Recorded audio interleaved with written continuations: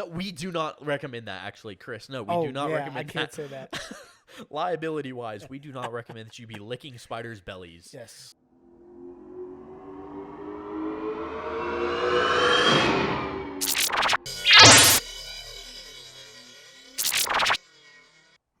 Bro, what are you drinking?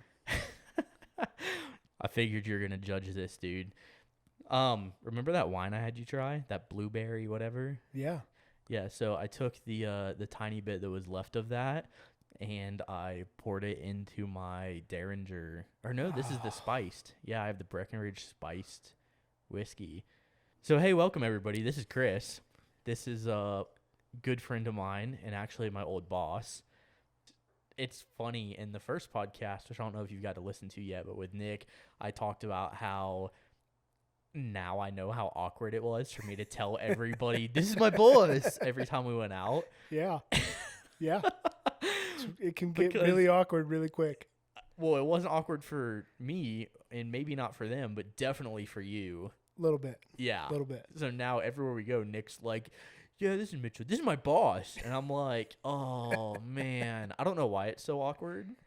I don't know what it is. I don't either, but it definitely it's definitely awkward. Yeah. Yeah, it for sure is. So either way, no, that wine we tried. So obviously, Chris, you know a lot about whiskey and stuff and bourbon and all that. You're on the same page as me and a lot of buddies. And actually, matter of fact, a little bit further ahead than me.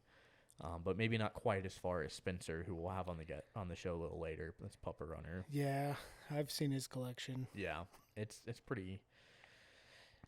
I'm excited to talk to him about that on the show. I've talked to him about it in person. He threw me some bottles to try out, some samples at least, I should say. I mean, I think my collection's pretty impressive, but it's got nothing compared to Pupper Runner. Yeah, his is pretty amazing. And he sold a lot of them recently, too. So yeah, I'm going to have to reach out to him and see if he can snag me anything. Yeah. No, he's got heads some up, connections. Pupper Runner. I'm going to send you a DM here soon. Yeah, as a matter of fact, there's a local whiskey, a local liquor store here that he has a good connection with down here towards me that we might be talking to you guys about here soon. But they've got some amazing stuff. So he used to get his stuff from there. Now he goes somewhere local to him. He's further up north now, but... Yeah, so my whiskey looks red because I mixed in some wine from, I had you try the only wine that I've actually ever tried that I like.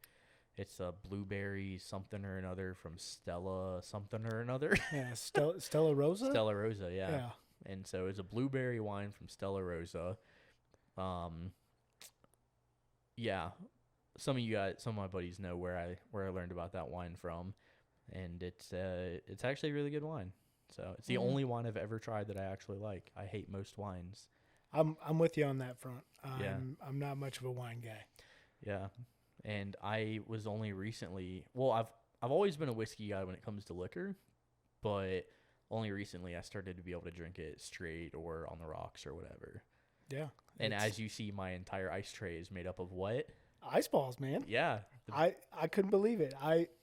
As being the bourbon connoisseur that I am, or that I at least consider myself. You got excited?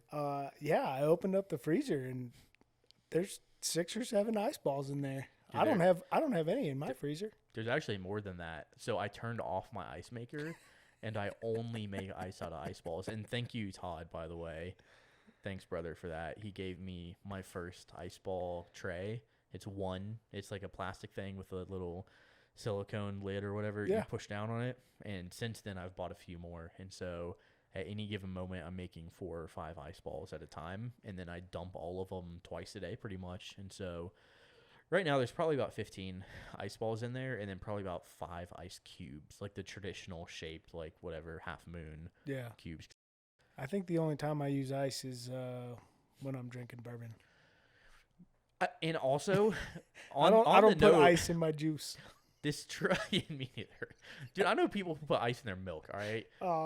Dude, if it wasn't for cheese, I'd be lactose intolerant. I don't drink milk anymore. Oh, I totally agree. Yeah. Because also some people don't, and I didn't realize this until like 2 years ago, you will become lactose intolerant if you stop consuming dairy for even like a 6-month period of time. I did not know that. Someone that we know became lactose intolerant because when she was in college, she stopped consuming dairy altogether on some diet for being an athlete, a D1 athlete, and so she became lactose intolerant. So the moral of the story that I'm hearing is Eat cheese. eat cheese. Yeah. Or drink milk. Or either. Yeah. Yeah. But cheese is more enjoyable. Absolutely it is. How was that cheese tonight? Oh man, it was good. Yeah. Yeah. I don't think that torch melted it quick enough, No. but it was good. Yeah. I got all fancy. I ended up throwing it in the microwave though. Well, yeah, but we didn't need to tell that to everybody. Yeah, well. I think I need a propane torch, and I have one in the garage, but the butane wasn't doing it. Wasn't cutting it. I can sell you propane if you need it. Yeah, I know you can, kiddo. So, man, we are already off topic. So I started. Oh yes. So a lot of whiskey is made aged in wine barrels, right? And so for me, not a lot, but some of it specific when it's meant to be, I guess. Yeah. So like Breckenridge has a port cask, Yeah. whiskey, and it's good. I love it actually. And I'm at the point where I can tell the difference in taste because when you first start drinking, you sure can't tell the difference. You really can't. So I took the extra. That's why why my whiskey looks red. I took the extra wine from that blueberry wine and poured it into my Breckenridge spiced whiskey, which is my favorite whiskey. I bought multiple cases of it before. I give it away, like. It's good. It is a little sweet for me though. Yeah. Yeah, I'm a bit more of a purist. You're more of a goodist. Yeah, no, that is. I've told you that multiple times. Yeah, look at you copying me over here. Yep. Yeah, at the end of the day, I really don't care about, the purist of whether or not I'm mixing whiskeys and bourbons together or, adding a little, like pouring whiskey into a glass that wine was previously in or whatever it is. I'm a goodist, man. If it tastes good, I'm drinking it. Just like you're on that seafood diet, right? That's what you told me. I am on that seafood diet. You see food, you eat it. Food, I eat it. Exactly, Yep. man. Yep. Yeah, so. Doctor told me I had to lose 10 pounds in 3 months, though. Hey, that's not bad. I've lost 20 pounds in the past month and a half. Yeah, I know, but. Stress will do that to you. What? I'm on that goodest diet. I'm drinking whiskey. No, I'm kidding. Absolutely. Yeah. All right, so we have like a whole question bank here, man. We do, and we haven't touched on one topic yet. Yeah. So you were before we get to those topics and all that, I guess it is the first thing, who you are. So you were previously my boss. Yep. I moved out to Colorado almost a little over a month removed from 2 years ago. Yeah. So we talked for the first time probably 2 years and 2 months ago. 2 years and 3 months ago, maybe. Yep. And I gave you a call and we talked about. You remember what we talked about? Well, we talked obviously about some work stuff, and then started getting into hobbies and things like that, and found out you had a Tacoma. And Yep. I did too. Yeah. That was definitely the key there. Is we quickly found out that both of us had Tacomas. Both of us were into off-roading, outdoorsy stuff, and stuff like that. So we hit it off pretty quick. Yeah, absolutely. Yeah. And so although you were my boss, you were also quickly became a pretty good friend. So. Well, what was it? The first weekend you were out here, we went and hit. Shout out to Sean. What was it, Cedar Mountain Road? Yeah, we went to Cedar Mountain Road. Yeah. You remember, dude? Remember we went to leave the road, and I was like calling you on the radio. I had my handheld ham radio, and I was calling you on the radio. Do I go left or right? Where do I go? I was so lost. We had no signal, and you're like left. I think you ended up telling me you said left for like 45 seconds over the radio. Oh, easily. And I basically got like effed, and I like heard like just the end of one of the lefts, or like just to be like let, and I was like, I think he said left, and we went left, and we ended up going back through Deckers, and I was like, okay, now I know where we're at, which I didn't. I went the other way. I remember the intersection, but I took the dirt road back up through Sedalia rather than going we came up 285 through Pine originally. Yeah. And then I went the other way through Sedalia. But Yeah. either way, I got home, and that was what mattered. Exactly. Sean got sick. He was sitting in the back seat. He had altitude sickness. Shout out to Sean for bringing one of the cars that I had at the time out to Colorado, basically for free. He hauled cars at the time, commercially. And so Sean's the Kentucky Gentleman guy, isn't he? yeah, he drinks Yeah. Kentucky Gentleman. You know what? I've gave him some good whiskey though, and he loves it. And I think he might have moved up a little bit. But he's also the dude that drinks. What brand is that vodka up in my cabinet there? What was that? Oh, The flavored vodka. I don't remember. I don't even remember what that is. I have little sample packs, it's so ironic. Wanderson? Western Sun. Western Sun. That's it. Western Sun. Sun. Yeah, so there's flavored. There's like prickly pear and like all this different weird stuff. He drinks that stuff like crazy. And so like I really don't take his whiskey advice very seriously. But shout out to Sean for he is one of my best friends. Absolutely. And I think one of my other Florida best friends, Pat, came up on a podcast a few weeks ago too, or a week ago. I have this saying where I don't know how fast time passes. Oh, I'm exactly the same way. Yeah. So like I got back to Colorado and I was talking to somebody on the phone. I was like, yeah, I've been back for a few weeks now. And I think it was Nick. He's like, you've been back for a week. And I was like, oh, whoops. I went half the day today thinking it was Tuesday and it's Wednesday. So That's a good thing I messaged you to make sure you're meeting me tonight then. yeah. Yeah. And it's a good thing you did because I probably would have forgotten about it. I was like, you coming to the podcast? Absolutely. Yes. Yes, I will be Yeah. there. Yeah. Let me rearrange a few meetings and I'll head your way. Yeah. Because I skipped all my Tuesday ones.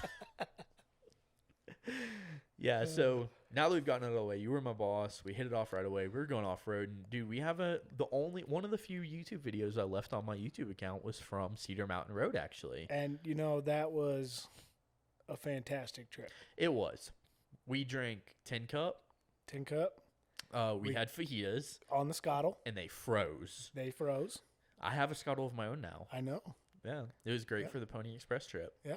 Yep. Those Scottles are great. I do like them. Yeah. I don't know if I'd ever would have paid for mine, but Oh, you won yours. That's right. I did win mine. Who'd you win that from? I want to say it was the Rago Fabrication. was, yes. 12 Days of Christmas a Yes, couple exactly. years ago. Yep, I remember that. Yeah. It was the Christmas before I met you, before I came out here. Yeah, and there were like 3 things in the entire giveaway that I would have liked, and I won one of them. Yeah. So pretty lucky. Yeah. I feel like it's worth anybody I have on the show. I'm be careful about what companies advertise, right? Yeah, And absolutely. so we'll talk honest about a lot of stuff on this show. And so I'm not really looking for brand connections. I'm looking for honesty. Absolutely. Because that's what our listeners and my customers and my clients is Blaze Off Road. That's what they want, right? And so, but if somebody does a giveaway and you win it, absolutely they get a free name drop. So I actually won 2 giveaways. What else did you win? I won a ARB twin compressor and an ARB basic recovery kit. That was a buy-in. That was a yeah, that raffle wasn't a thing. giveaway. That was a Patreon buy-in. Yeah. Yeah, way back in the day. Yeah, I remember that though. Yeah. Yeah. You've actually, as my boss, bought some gear for me for us hitting goal. We were in sales. And so for us, sometimes hitting goal, and for us sometimes coming close to goal and then maybe never hitting it. So I don't know if I owe you something or not, but We can work that out later. well, you know what companies I sell products for, so. Yeah, what did I buy you? A lot of stuff from Blue Ridge Overland Gear, man. Yeah. That's some of my favorite stuff. And they'll get okay, I guess I'll give free shout outs to companies that make good products. I will give a free shout out to Blue Ridge Overland any day of the week. And they wouldn't give us a discount for anything. That's okay. I know. I have zero issues paying full price for their products. Absolutely. I have their headrest first aid kit. I have their full 4-pouch trauma kit, which is the same size as my 6-pouch toolkit. I also have their map fold-up thing. I have one of their trash bags, which you have too. Yep. First of all, that trash bag, the headrest. That's got to be the most bag. underrated product on your truck. 100%. Because Do you it's know like, how dirty my truck would be if I didn't have that trash bag? how many times do you guys drink a water bottle and throw it on the floor or put it in the seat or leave it empty in the cup holder next to you? And it stays there for a few days, right? Without thinking about it, whatever. But if you put that same water bottle in a trash bag hanging on your headrest, you know, 3 inches behind the rear cup holder of a Tacoma. Yeah, I'm reaching back there to put it in the cup holder anyway, and then the Yeah. trash bag hits me in the hand, and I'm like, Yeah. oh yeah, I got this. Like when I had, so I still have, the WeatherTech. What is it? Like any of, I actually don't have WeatherTech. I have the Husky or whatever floor liners in my Yeah. F-150. Yeah. If I open a piece of gum, I throw it on the floor intentionally because I know that I'm like, not the gum, obviously, the wrapper. You're looking at me like I'm crazy. clarifying. You're looking at, I open a piece of gum and I throw it on the floor. That's the only time I ever chew gum. All right, guys, that gum is trash. Man up. Drink whiskey. Don't chew gum. Amen. And so, and so I'll throw the wrapper on the floor because I know I have the Husky floor liners, right? But that trash bag, mine is still in a tote with all my all my parts off the Dude, F-150. dig that out. I need to put it. Yeah, I seriously, of all the things that I've ever bought for my truck, that is one of my favorites. yeah, for sure. No, that's definitely a good product. And Absolutely, that it is. and that tool pouch. That tool pouch is really good. I can't believe how many, just the sheer volume of tools that I can fit in that pouch. Okay, we could talk about that for an hour because sorry, I'm adjusting my mic. The tools that I have, having been a master tech, having been a mechanic, like I've had multiple jobs in the automotive industry, R&Ring, which is remove and replace, for those who don't know. So R&R transmission and motors was a big job that I had for a while at a shop. And so literally every day I could do 2 to 3 motor swaps a day. Like That's a lot of motor swaps. that's a junkyard motor into a vehicle. Well, I also work 12 to 14-hour days. I've always worked a lot. That's still that's a lot of motors. So in a I day. could go from a non-running car. We had a contract with Jiffy Lube, and so and I won't say the company I worked for because that dude was nutso, but so we had a contract with Jiffy Lube. So any vehicle in the northern side of Palm Beach County that Jiffy Lube blew up, we would repair. Also, remember I just said 2 to 3 motors a day I would swap, which means Don't get your oil changed at Jiffy Lube. yeah. Am I allowed to say that? Yeah, you can. As a matter of fact. Yeah, so by the transitive property of motor failures, I used to change 2 to 3 motors a day that Jiffy Lube would mess up. They'd leave a drain plug out, they'd put the wrong oil in, whatever it was. And so it was a good time. But I have a ton of tools, right? So Yeah. I worked for a tool distributor for a little bit, sold a bunch of tools, and it's so I have an insane amount of tools, and I'm very, very, very much I don't want to say prepper, but like preparedness wise, I would say Like- yes, preparedness, but also you're very particular. I'm super picky. Yes. Yeah. If something is not in the same pouch you thought it was in, yeah, I get noticeably stressed out. yeah, that's a good way to put it. Yeah, it is. And sometimes I'll get mad. And if I rely on somebody to put a tool back and they don't, I will absolutely be mad. Yeah, and that would never be me, and I pity the fool who it was. It's not that bad, okay? But they do know they messed up, though. I will say that much. They do know they messed up, but You get a couple shots. You're picky. You get a couple shots to not mess up. I'll let you learn. Absolutely. But no, that Blue Ridge Overland Gear tool pouch, which is what we're talking about right now, is very, very good. It is. It is. So. And it fits perfectly behind the back seat in the Tacomas. It does. It doesn't matter how full you stuff that thing. It fits perfect. Yeah. No, it does. And so does their first aid kit. Yeah. And as a matter of fact, the way that they fit, you can fit, and they have what are those like, I guess it'd be compression pouches. What do you put clothes in? What do you call those things? Because they have those like too. a packing cube? A packing cube, that's Yeah. it. So you can fit their tool pouch, trauma kit, and one of their packing cubes on the 60% side of the Tacoma. Yeah. Or you can fit one tool pouch and a little bit more on the 40% side. Well, yeah, and then I think we got, didn't I buy extra pouches too? Oh yeah, I have an XL pouch. Yeah, and it was like big enough to throw, Yeah, so it'd be like electrical connectors, Yep. some spare nuts and bolts, that sort of stuff, and that fits perfectly in there with the tool pouch. Yeah. So I think it's like one tool pouch and two XL pouches will fit. Which an XL pouch is, I think all their pouches are 11 inches wide, I want to say. That sounds right. It might be 12. But for some reason, I feel like it's 11, but my OCD says it must not be. It must be 12.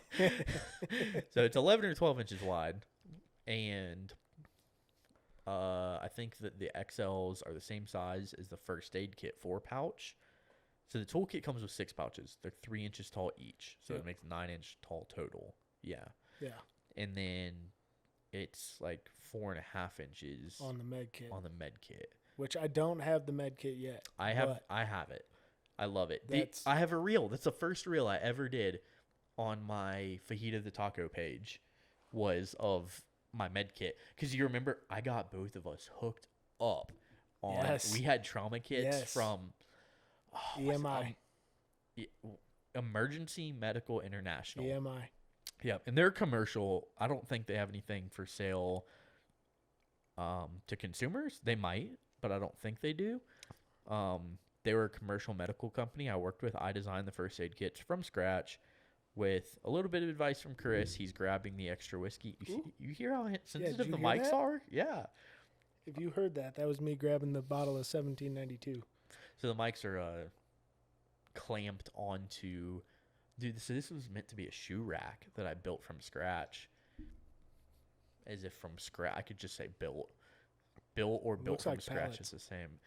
I burned it. I used a propane torch. No, it was oxygen acetylene at the time is all I had. If you need any of that, let me know. Oh, yeah. So Chris now works for... I was so confused just now. I was like, the whiskey or the shoe rack? If you need a shoe rack, let me know. By the way, guys, so Chris used to work for the Forest Service. He is he is an outdoorsman through and through. I'm having him on the podcast because he's the guy that if I want to go camp, actually, I called you to consult you about us going to Alaska in the middle of January. Yes, you did. This is the guy that I will talk to. You know what? I'm gonna put a disclaimer at the beginning of this podcast because we're gonna talk about a lot of random stuff. It's probably gonna be a long episode. Yeah. I want to do 2 to 3 hour episodes overall. That's my target. We'll have a lot of 1 hours, and we're gonna have 3-minute Thursdays. I'm gonna talk tech stuff. I'll be like, okay, let's talk lighting real quick. We got 3 minutes, which Peter McKinnon does 2-minute Tuesdays, and it takes him 10 minutes. All right, so I have at least 12 on a 3-minute Thursday. So you know what? Suck it up, YouTube. That'll be for YouTube only. 3-minute Thursdays. Okay. I like but that. Yeah, I like that. Chris is straight up outdoorsman. That's why I'm having him on the podcast. I should have led with that, and so there probably will be a little bit of an intro later with leading with that. But it's yeah. What were we talking about there? I think it sounded like you were starting to introduce me. Yeah. So I guess I'll just go ahead and continue. Yeah. So, who are you? Where are you from? Where do you live now? Where do you what type of industry do you work in? What do you do for fun? Just throw it all out there, bro. Send me some facts. All right. Well, my name's Chris, obviously. Chris Clark, what's that Instagram? CJ Clark 92. And it is a private account. It is a private account, so you're gonna have to request, but He's I'll not accept super picky. Yeah, I'm not really that picky. Born and raised in northern Indiana. Cold, but also hot and humid and I love humidity. Cloudy and not fun. The winters are not very fun. No, I think it's why Whistling Diesel left. I would imagine that's why he left. Yeah. Yeah. Well, Andy now has a ton of money. That too. Sorry. That too. Sorry, Indiana. Yeah, born and raised in Indiana. I moved out here, let's see, 5 years ago-ish. Yeah. Damn. Damn. Yeah, I can't believe it's been that long. Dude, I've been out here for over 2 years now. It feels like I moved out here yesterday. Me too, though. Yeah. As Mitchell said, outdoorsman through and through. I studied outdoor recreation and resource management in college. decided that I didn't want to be broke for the rest of my life. So I actually was a firefighter paramedic for a couple years before I moved out here, and now I work in industrial sales. Solid. Yeah. So anybody that needs gas or welding supplies, hit me up on Instagram. Can I do that? Is that a shameless plug? The Denver area, Denver Metro, specifically northwest of Denver. Yeah. Northwest Denver. Have fun up there, right? But if you need gas, this dude's got you hooked up. And that does not mean power tanks directly, because I tell you what, they will not fill power tanks. We do not fill power tanks. But if you need a hookup for that, call me. Because his clients fill power tanks. Because my clients fill power tanks. And I still want to. Yeah, man. For funsies. Hey, honestly. Just because I love them. Yeah. I'll get you set up. I know. We've talked about that. Right now, I just need a pressure fill setup, a non-pump setup. So you can't fill it all the way, but you can let it. Well, actually, I guess it would almost fill all the way if you left it overnight, though. Yeah. It would equalize eventually. I can't remember if you have to siphon fill power tanks or not. It's liquid CO2. So. Yeah, so you do have to siphon fill them. So I'll put one higher than the others. I don't think that's how it works. We'll talk about that later. Yeah. So, all right. So outdoor recreation. Yeah. That's what you're. Yeah, I wanted to go be a mountain guide. Dope. That's literally what I wanted to do. So. Are there any mountains in Indiana? No, there are not. So how'd you learn about mountains? Well, I traveled all around when I was younger. My parents were both teachers and had summers off, and they had the luxury of being able to travel around the country and see all the beautiful sights when they were younger, and they felt like it was important to show their kids that. And so, I mean, my first time to Colorado was 1998. I was 8 years old. Yeah. Wow.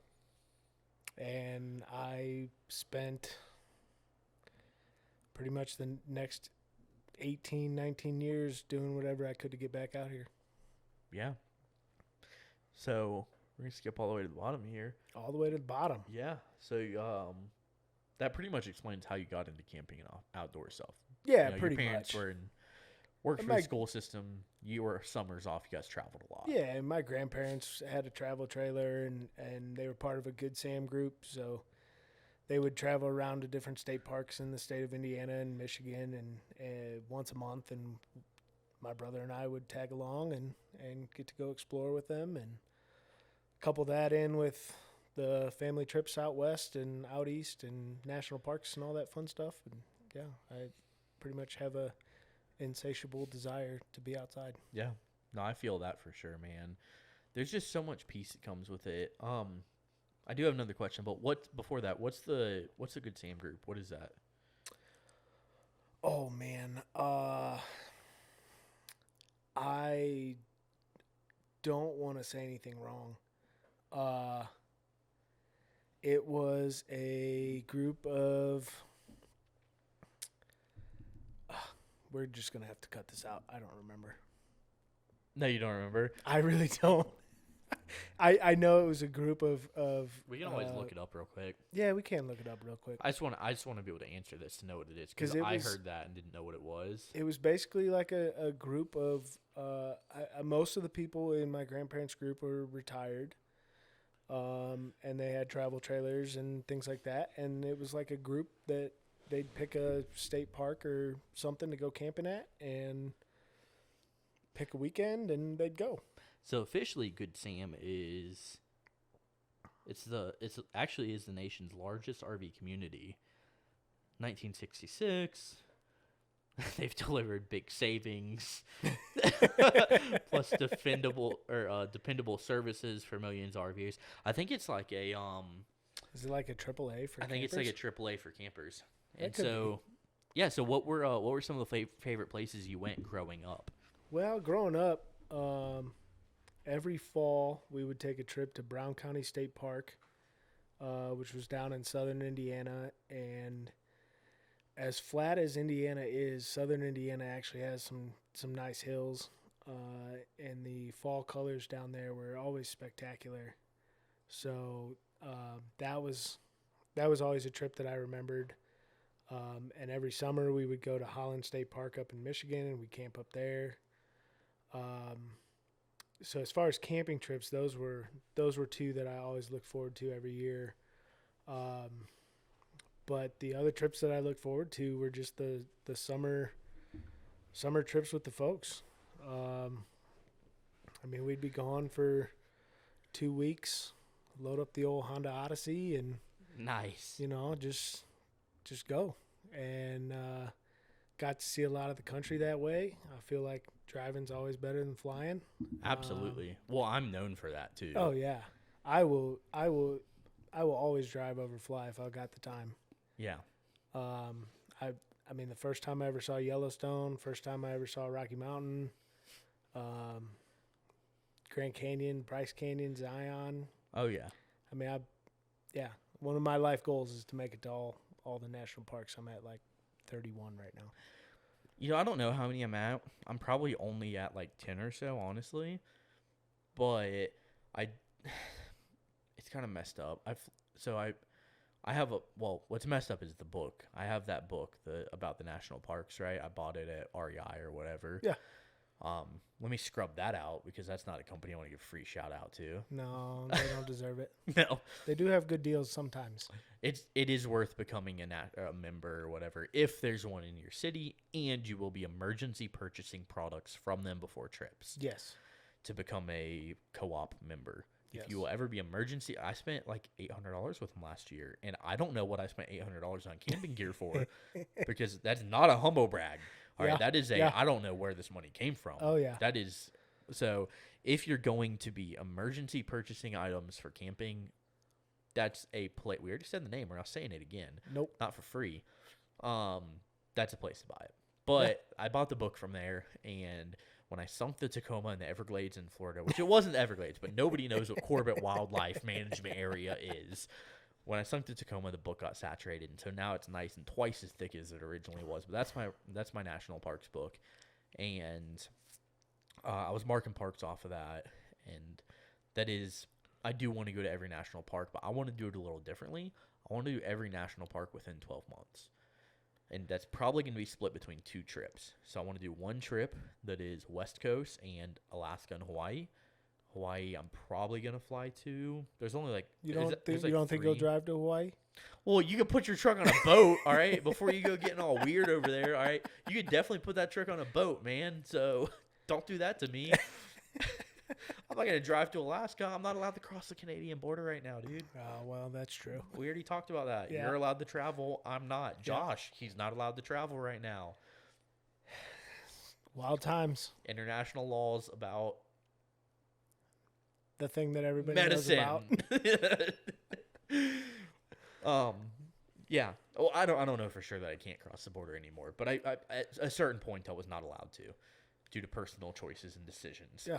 So, without this podcast getting political, but yeah, you can ferry up to Alaska pretty easily. Hawaii's a little harder. A little bit.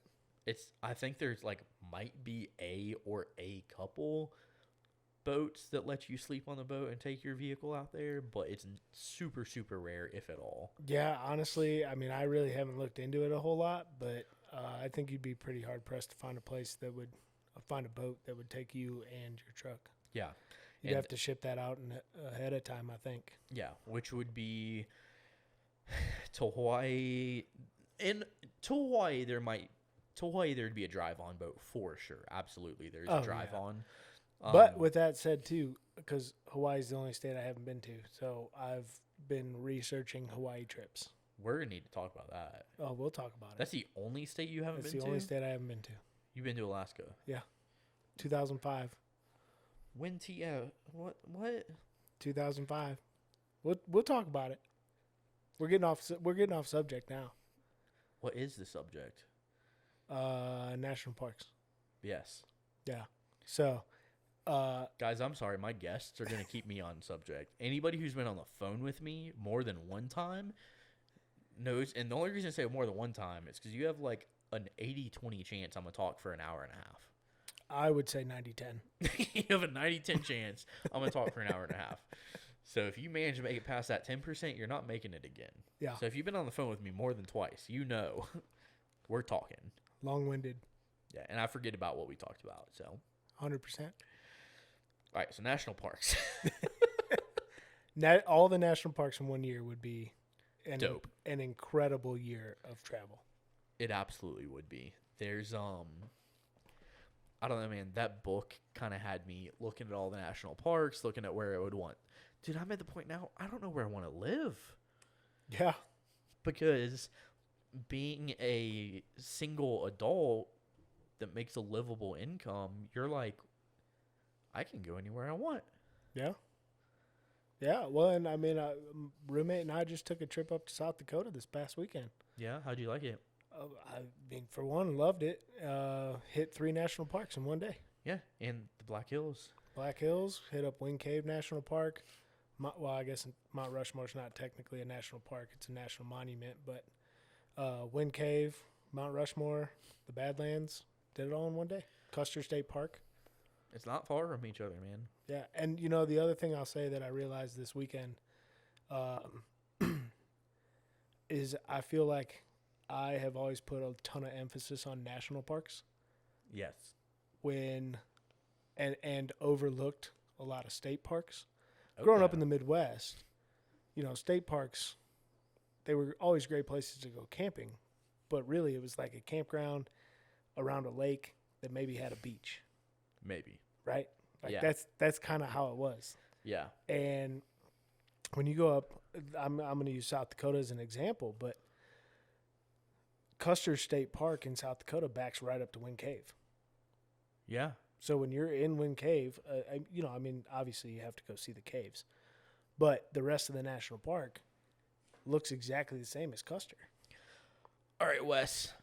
If you're listening, bud, better yet, when you're listening, bud, because every time I shout somebody out, I message them and tell them, go listen to my podcast, fool. He better listen. I guess I got to come back up to South Dakota, dude. So I guess I'll be wiring your 80 in South Dakota. Let's do it. He traded up his. Oh, you're coming too. Yeah, dude. I'm down for all the trips. You know this. Yeah, for sure. I don't know. I take a lot of trips, man. Well, you know, I mean, I'm up for the ones that I'm able to take. Yeah. You know, every one of you, including you, Chris, needs to stop working for somebody else. Go out there and find your freedom working for yourself, man. Maybe you should just hire me as your welder. I don't need a welder. Well, maybe you should. Start designing some Blaze off-road bumpers, man. No. First off, there's 2 bumper companies in Toyota world that I love. One of them, actually, Chris, when we were working together, I built know exactly who you're talking about. Yep, I built my relationship with Lil B's. Yep, Lil B's, Brian. Brian has been he has been the best business mentor for me. Brian is an amazing guy. He has some great knowledge. He has some incredible skills. His design work is amazing. And his bumpers, Lil B's bumpers, absolutely fit the Tacoma's body lines Perfectly. And I remember the first time I ever saw one. And let's not talk about the craftsmanship of the bumper itself. Yeah. Bar none. It was right after we stopped working together, I got in that accident. I got in 2. Yeah. One of them involved the bumper. One of them was a part semi. We're not going to talk about that one. I don't know what you're talking about. I got in an accident where, no, I was working with you. I T-boned that Honda Civic that ran a red light. Oh, yeah. Yeah, that was like our last few weeks working together. Yeah, that was probably the last week that I worked there. That had to be something in November or early December. But yeah, I T-boned a Honda Civic. You ran a red light. That Lil B's bumper, honestly, I think it saved my truck from being total. It made it. My airbags didn't go off. And on top of that, because you do want airbags to go off, but on top of that, I felt perfectly fine. Well, and then I think the other side of that, too, was you were able to drive the truck home. Yeah.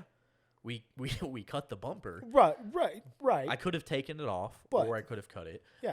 I cut it, and Brian does not publicly do this, and I don't know if this is an official position of the company, and I shouldn't say this, so I'm really sorry, Brian, but I love you, buddy. If you get in a crash, like if you get in a bad crash, Brian is a great person, all right, and he understands the. I mean, dude, Chris, I talk about this with Josh. I bought 5100s because I couldn't afford anything better on my truck. Yeah. But I wanted to run bigger tires. Yeah. And I couldn't afford tires. But I used insurance money from a previous crash to buy tires instead of fixing my truck. Yeah. I do remember that. No, Brian's an amazing guy at Lil B's, and one of my best friends, the best business mentor I could have asked for. And he's a big reason why I was able to leave my previous company. At one point, he was even like, look, man, what are you worried about? Like, is it money? You know how to work for me. Like, come up here, make money with me. We need to make money. Like, you want to do this thing, go ahead and leave your company. Work for me if you need to make money to pay your bills and do your thing. And so there's not enough that can be said about him and how amazing he is as a small business owner, as a friend, as anything at all. And his products truly handle whatever it is you need to handle. And, I mean, that thing's just tough. And then some. Yeah, I mean, that thing's just tough, man. I put a Warren 12K winch in mine. He does not recommend that, everybody. He recommends a 10K at most. But I put a Warren 12K in mine, and it was super solid. Yeah. I mean, I can't say enough about Lil B's either. I don't currently run a bumper. I have been in the market for one for approximately 4 years now. The number of times I've offered him you a bumper, bud. Yeah, it's ridiculous. it is. You need to buy one already. It is. I know, and honestly, I'll probably end up with the Lil B's. Yeah, matches the body lines well, all that. I'm pretty sure Brian buys all his gas from me too, so he probably does. Support him. He probably does, actually. He knows where he is he going to listen to this podcast? He's going to be on this podcast. Okay. Not this one tonight. Brian, I'm buying a bumper. He's not showing up tonight. As a matter of fact, Brian is in Hawaii tonight, and I told him that I can't believe he would run so far from me because I asked him to be on a podcast. Hey, did I tell you Hawaii's the only state I haven't been to? Yeah, we did talk about that, and that's actually where we left off in our actual conversation. Guys, we are drinking some, what is this, 1792 small batch. 1792 small batch, which is the year that Kentucky was allowed into the Union of these great United States. It's good stuff. Yeah. Speaking of years that states were allowed. And to be honest, I probably shouldn't talk about this because it is one of my favorites, and it's getting harder and harder to find. But I just bought this bottle for $25. There's only 3 people listening. Well, good. No, I'm kidding. Spotify says there's a couple hundred, and that's amazing. Couple hundred? Yeah. And this is only episode 3? 3.5. I had a 13-minute episode, which I guess counts as half. Audio test. It was. That's what it was entitled. Yeah. Yeah. I know. Everybody says quality is amazing, and I really appreciate that, and I love you guys for telling me that because I spent more money than I have on purchasing the audio equipment. And so if anybody wants to be a sponsor, let me know. And if I already run your products, then I know their quality, and I'll accept you as a sponsor. If not, you got to let me try your product out because I'm not taking any subpar sponsors. Sorry. Absolutely. Quality over quantity. Yep. Okay, so now at 40-something minutes, that's a guess because my eyes can't see that screen well enough. Yeah, We're on question number 2. Are we going to talk about what I drive? Yeah, what do you drive? Tacoma. We already talked about Tacoma. that. Yeah. It is a 2018 long bed. 2018 TRD off-road quad cab long bed. What color? Cement gray. Ew. No. I'm kidding. That's the best color. I don't know. Toyota's got some new cool colors, bro. Yeah, that they Lunar do. Rock is dope. Yeah, I do like the Lunar Rock. I don't know. They have 2 different colors of green for the 4Runner and the Tacoma, but the lime green metallic and Inferno is still my favorite. well, of course it is. They made a Inferno Tacoma or a 4Runner in 2015. I know. I've seen a couple of them riding around. Every time I see it, I look to see if Mitchell's driving it. If I happen to buy an underpowered SUV, well, it wouldn't surprise me. I might have switched teams for good, man. That's not permanent. There's nothing wrong with that. Dude, Chan is doing a supercharger tune for the Tacomas. Yeah. If I'm doing my math correctly, they're over 100 horsepower added now with that tune. It is significant. Like it is. It might be game changer enough. Let me buy my bumper. Let me tune my truck. Let me do all these other things before you start telling me that I need to buy a supercharger. You know, we have a couple things we need to exchange, right? Do we? I have products that you own, and you have stuff that I own right now. Do you know what I have? Oh, I have your winch. You do. Do you know what I have of yours? Do I? I think I still have your Mac Tools vacuum pump. You do? Yeah. I forgot about that one. We also have each other's floor jacks. Yes. And then I have a set of Squadron Pros. Yes, that are messed up bad. Oh, great. That I might have sold. It's okay. I know a dealer. Me. Yeah. So how you like that Tacoma, dude? I love it. You don't have it tuned yet. I don't. I'm mad at you. We literally just talked about this on the phone, yesterday? I'm mad at you for that. What? Man, sometimes work's busy. That's not an excuse. No, I know it's not, but the number of people that I have on that new CVC tune that love it, the words that I get from people, it's a whole new truck. It feels like I did a motor swap. The amazing stuff I hear from people who have a tune. How long does it take? 5 to 10 minutes. Cool. We'll do it after the show tonight. Yeah, we will. For real, we will. Yeah, no, that's what I just said. We'll do it after the show tonight. You were looking at me like, okay. No, truck's right out front. Yep. So why'd you choose Tacoma, dude? Tacoma was just a truck that I always wanted. I mean, I was 17, 18 years old and seeing Tacomas drive around, and I always liked them. They look cool. They do. And then, I must admit, though, when the third gen came out, yeah, I thought it was ugly as sin. Really? When I think I saw the first photos on Jalopnik. I thought it was cute as pie. Oh, no, man. You want to talk about some southern terms there? Ugly as sin, cute as pie. I think I saw the first photos of it on Jalopnik, and I remember looking at it and just being like, man, they ruined it. Just like that, huh? Yeah, it doesn't look as good. And as the second gen? No, third gen. No, well, the third doesn't the look third as gen good. I didn't think looked as good as the second gen. And then I saw one in person. Really? It was that for you? That was what it was. I've heard a lot that's how people feel about the Bronco right now. I could see that. I'm not personally a fan of the Bronco. Have you driven one? No. Dude. Whose Bronco would I have driven? Well, not mine. I was raising my hand. But now, when you get one, there's a dealership in Florida that has a few. Every dealership in Florida has a couple of them, though. And a couple dealers out here have a couple that you can test drive. I drove the 2.3, which I believe is a 4-cylinder. It might be a small 6-cylinder. That's one of the few things about Ford I don't know is their new small motor lineup. Yeah. But it was the manual transmission, and that's why I drove it. And now they are going to offer the manual transmission with the bigger motor. For everybody who's concerned, they have remade the transmission to be able to handle the power of the bigger motor, so they will be offering that. And actually, I believe the problem was the clutch and the bearing system in the front of the transmission is why they didn't previously offer it. Now they have upgraded all of that. And keep in mind, Ford does make their new transmissions. Who was it that used to make theirs? A German company. I forgot the name now. I'll remember it randomly later and throw it out there. They do make their own transmissions now. Most of them, some of them. And so they will be offering the manual and the larger motor on the Bronco in a couple years. But I drove the manual transmission Bronco, man. Super impressed.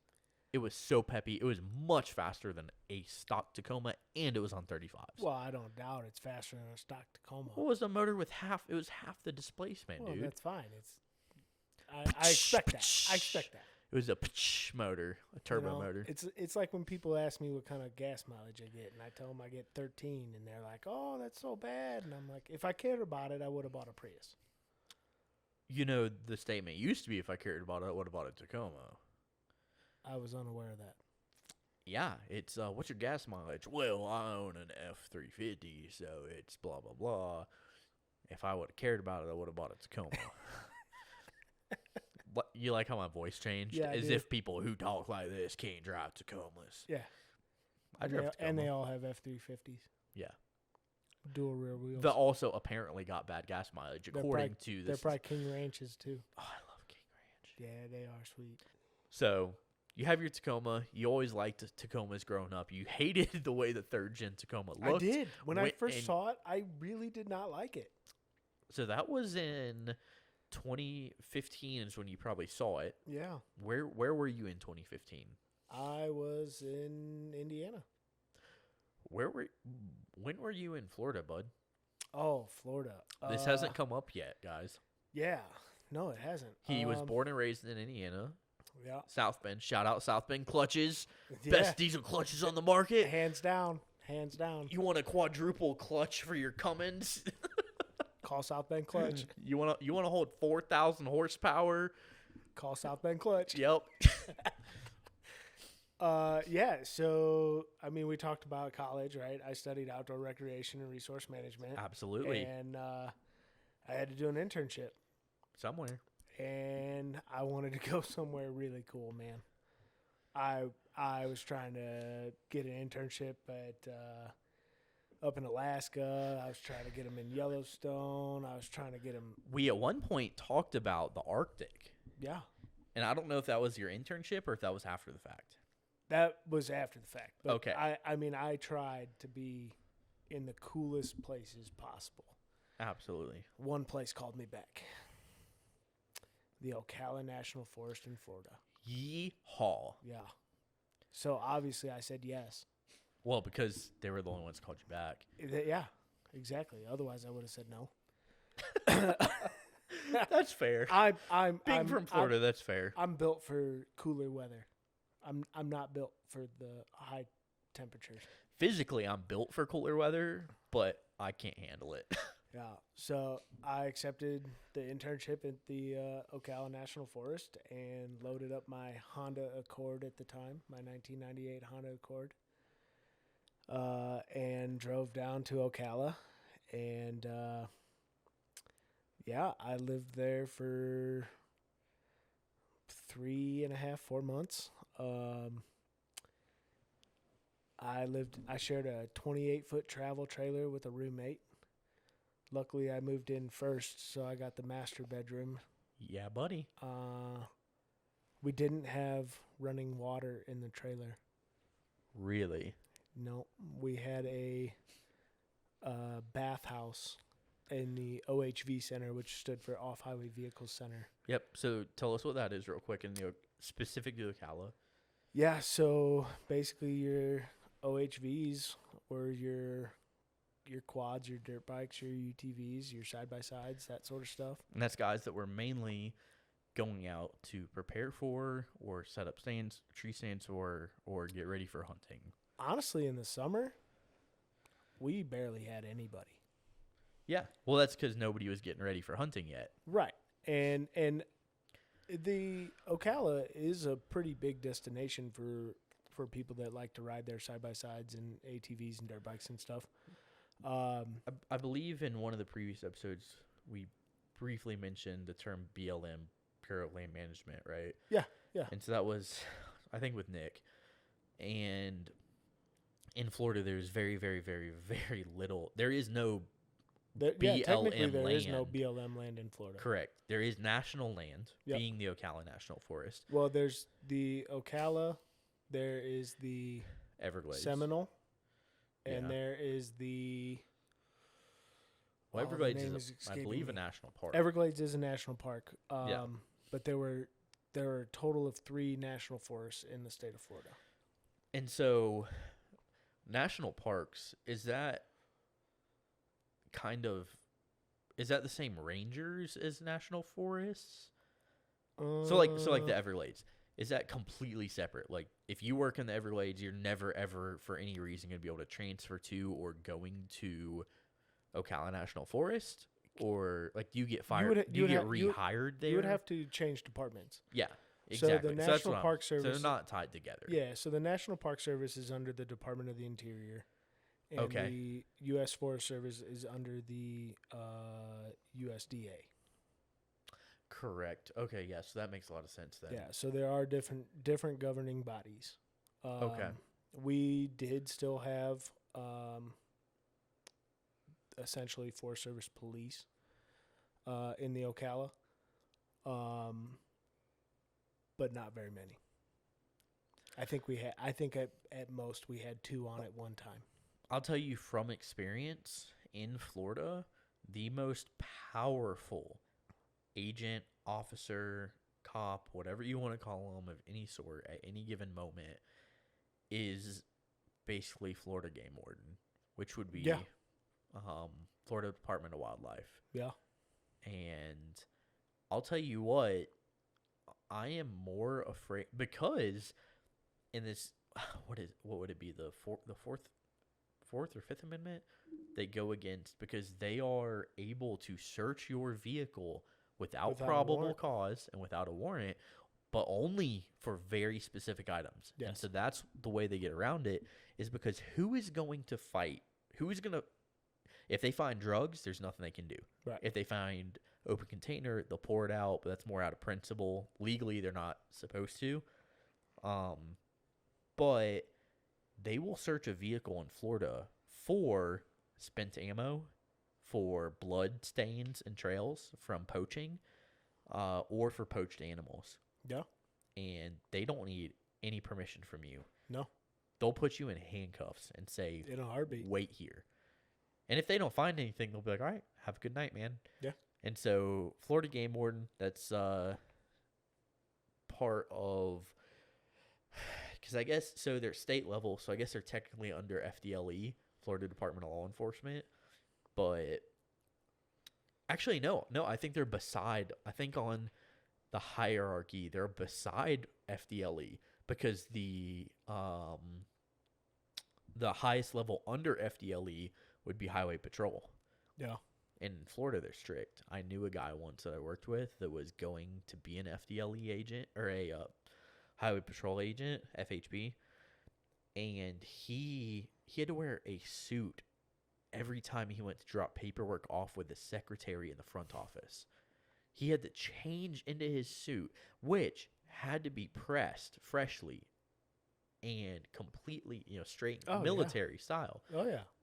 So they're ridiculous. So you wonder why Florida Highway Patrol is such jerks to everybody? It's because their bosses are such jerks to them guys. The other thing I'll say about the FHP is their cars, the black and tan cars. Yes. You wouldn't think that they could hide very well being black and tan. Correct. They hide better than any cop I've ever driven past. They might as well be camo. They might as well. And you keep in mind, Florida stays green. Yeah. Almost all of the year. Yeah. Central Florida is all evergreens. You would not and palm think, fronds. Looking at the color of those cars, you would not think that they would be able to hide. I can't tell you how many I drove past and then turned around and was like, oh, oof, that was a cop. Yeah. I totally quit kicking this stand, man. Yeah, I'm laid out, relaxed on this couch right now. Yeah, but it yeah, speaking of this couch, Chris, I don't know if I ever properly thanked you for the day I showed up in Colorado. You're at welcome. 10 at night. You're welcome. Yeah, I showed up at 10 p.m. and you helped me unload the mattress and a few other items from my U-Haul from Florida. Yep. Into my apartment, a few flights down at 10 p.m. on a Friday night, I believe it was. I think it was a Friday. Yeah. And then I think the next Saturday was when I had the Max Tracks falling off the roof of my truck. We went off-roading. Cedar Mountain Road. So we did. You got a flat there too, didn't you? I did. Through the ice. Yeah. The ice sliced the side of my factory tire, and we had to change it out. And I had set of 35s at home, but if you remember, I was leveled on 35s. Yeah. And guys, if you go way back. Stock suspension leveled. Yeah. So if you go way back on the Fajita Built page, it's now Fajita Built, not Fajita the Taco. If you go way back on the Fajita Built page, it is, you can see my truck leveled on 15-inch wheels, mind you, which do not fit on a Tacoma. I had 2.5-inch spacers to clear my caliper, 2.25-inch spacers to clear my calipers because they don't fit on a Tacoma. Yeah. Yeah. Those were loaded in the bed of your truck. Yeah, when I got here, I had plants because I had that toolbox. Yep. I had plants in the bed of my truck Tires. and tires. I had 435s on 15-inch wheels.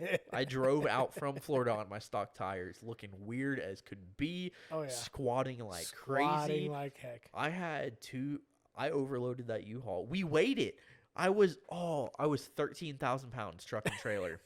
13,000 and 20 pounds because the scales weigh in increments of 20. Trucker scales weigh in increments of 20 pounds. I was 13,000 and 20 pounds. I overloaded the U-Haul and my truck driving out from Florida. Couch. It was not this couch. This couch ain't that heavy. This couch was pretty heavy. It was my tools. This couch is heavy. Oh, yeah. You're right. I think Oh, yeah. Remember we had to use the floor jacks? to get my your toolboxes out of because the there was no U-Haul? ramp. Yeah. That was sketchy. Oh, man, I almost forgot about that. And then we rolled them into my living room Yeah, on the 3rd floor. because I had no garage. Yeah. Yeah. And then I've done it 3 times since. Oh, man. Yeah, it's a good time. Yeah. Some heavy toolboxes. All right, so what made you actually like the Tacoma enough to get it, bud? Oh, yeah. We're finally back on what? Question 3? Yeah. Honestly, I mean, I just saw a couple of them in person, and they started to grow on me. And, yeah, I mean, legendary reliability and resale value and all that sort of stuff. Reliability? What? Well, maybe not for fajita. Yeah. I think you guys covered the way you drive that thing in the last episode. Shh. For all us normal folk. normal crazy drivers, they're pretty reliable. Unless, of course, you're having too good of a night and hit a rock at 60. I think it was 80. Yeah. That was Chris, guys, not me. As crazy as that story might sound. Yeah. Chris went sliding around a corner out at Taylor Park Reservoir and might have understeered a little bit and clipped a rock on the side of the trail with his control arm. Mm-hmm. Yeah, that was fun. And then proceeded to drive on that messed up control arm for the next 6 months. Yeah. Yeah. And not my proudest moment. But, it all worked out okay. It did hold up good. It did. It did. It did. I loved my. I did say that. I did love my Tacoma. I mean, they're good trucks. They may not be as fast as we want. Correct. They may not be as big as we want. Correct. But they're good trucks and they take us a lot of places. The frames may not be as solid as we want. Well, yeah. The suspension may not be as capable as we want. Well, the transmission may not shift as good as we want. I feel like this list could go on forever. This could. They may not be as blank as we want, but we love the Tacoma. You're looking for the best of all the worlds, though, right? And I feel like the Tacoma is one of those. Well, if it wasn't for affordability, the Raptor would be that. Well, yeah. But who's got $100,000? You just said if it wasn't for affordability, the Tacoma at least is moderately affordable. Yeah, 450 King Ranch. Yeah. All right, bud. So the reason I had you on the podcast is obviously this next question. Your hobbies outside of off-roading. You do have a Tacoma. It does have it has my key first mod. Suspension, wheels, and tires. Yep. And so that suspension is the key, right? So you do have the suspension that I also ended up with that I loved more than anything in the world on that truck. The Fox 2.5 DSCs. That's what it's all about. Correct. And then you did wheels and you did tires that cleared. Yes. You did 285, 70 or 75? 70. 285, 70, 17s. Correct.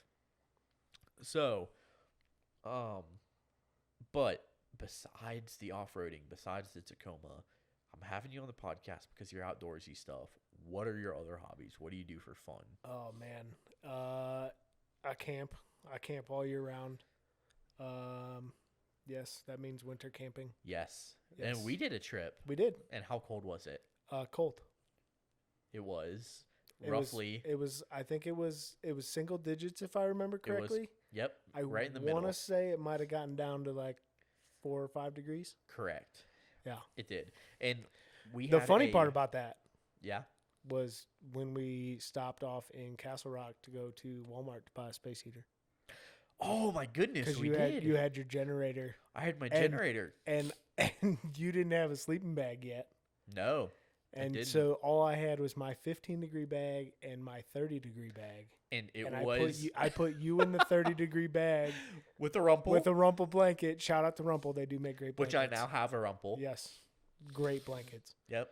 But we stopped to get a space heater because we didn't know if you would die or not. I say you, but I mean we. Yeah. Well, you would have been okay there. Yeah. That was cold. Yeah. But it was fun. That was a great trip. So while I was That's making, the trip that the YouTube video's on, right? Yeah. Yeah.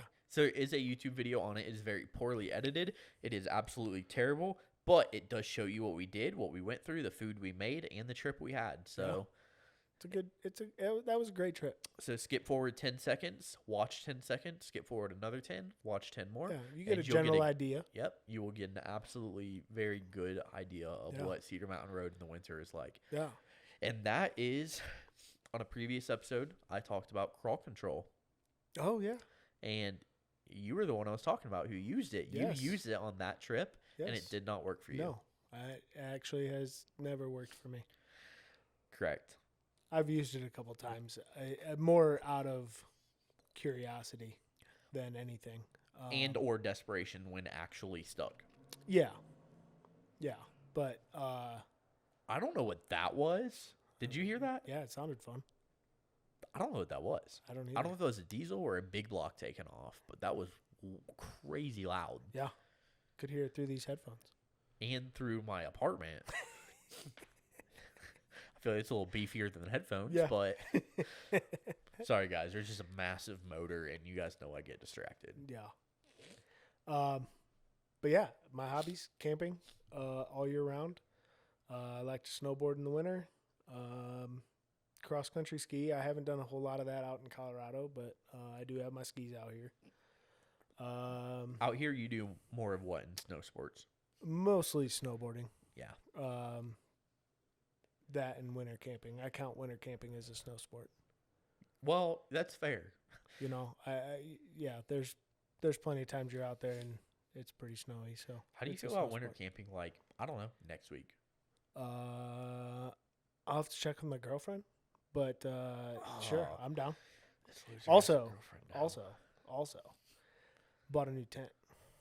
Yeah, you bought a fancy tent. I bought a very fancy tent. Is that something that's going to fill in one of the later questions? That is going to fill in one of the later questions. We will talk so about I'm that not, shortly. I'm not going to go into more detail, but yes, winter camping is one of my favorites. You either run into nobody, Yep. and in a state like Colorado, and you're out there in the winter and you don't see anybody. That's a pretty cool feeling. So, Or you run into other like-minded individuals. That's and that even is better. Also an awesome feeling. that is even better than running into Yes. nobody. Yes. Because, well, for a lot of us. Because a lot of us love people. Yeah. I hate people and I love people. All at the same time. I love people who are like me. I hate people who are not. So, meaning, most of you who listen to this podcast, I love. Yeah. So, no, that's great. No, we do. I have been dying to go winter camping. As a matter of fact, I met one of my good friends, Hamza, who lives out here. I met him at his house, hung out in the hot tub, and one of his random somebody else in the apartment complex came down. Me and him got talking. We actually talked for a couple hours, and so I want to go winter camping bad. Yeah. Me and him were talking about that. And it's last time, dude, I haven't been off-roading since the Pony Express Trail last year. It's been almost a year. Almost a calendar year. Yeah, since I've been off-roading. And my truck's not built for it yet. So Well, yeah, but still. So I can't go off-roading yet. And I don't count me riding with somebody else's off-roading. Okay, that's fair. So, not unless it's like, oh, Brian, hurry up and get Lil Blue built. All right? Because he has a full cage crawler. Oh, It's an yeah. old 80s turbocharged. I've seen it. Yeah. It's back behind his house. Well, his house looks a lot different now, bud. There's Oh. lots of fences and dogs, It's and been a while. you don't since want to I've been just down there. accidentally show up at his house anymore. Yeah. We built a treehouse last time I was down there. Correct, for his birthday, Yeah. a year and a half ago or so. Yeah.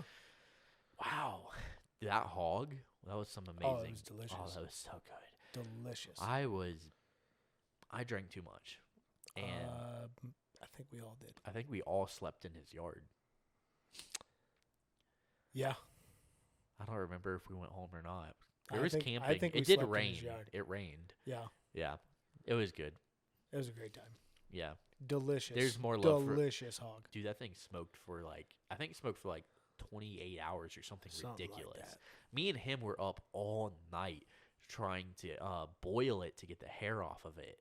You know, because you got to scrub yeah. scrub the skin down to get the Yeah. hair off. And we were up dude, we were up till 2 in the morning. I And this is believe a dude who goes, huge respect for Brian, man. He works so hard.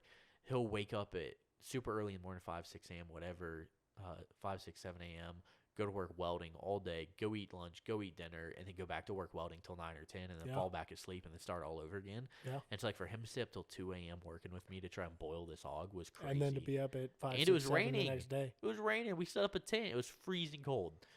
And he was up the next morning working again, and then birthday and party and all that. Yeah. So, Building the treehouse. yeah. Mad respect. Yeah. So, what were we talking about? I think we were talking about hobbies.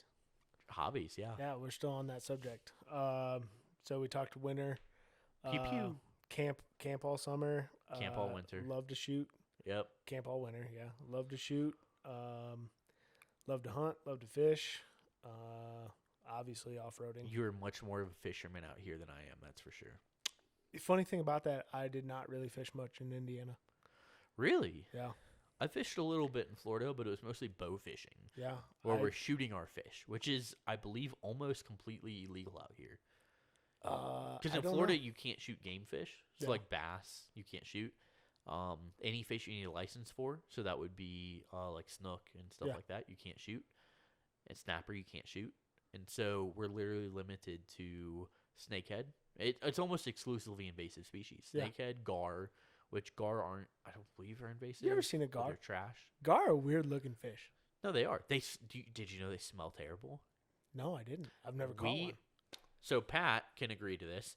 Well, you won't catch a gar because they won't eat your bait. Really? Yeah, there's nothing that you can give them they will eat, and so I'm okay with not that on a because hook. they really do not look like a You fun think fish. you're okay with They're that weird. now? Let you smell them, you are absolutely okay with it, dude. So you know the smell of quote unquote fishy, Yeah, right? yeah. So nobody likes the smell of fishy. It's Yeah, bad, yeah. right? Gar, the most fishy. It smells like it smells like it is rotting in the water.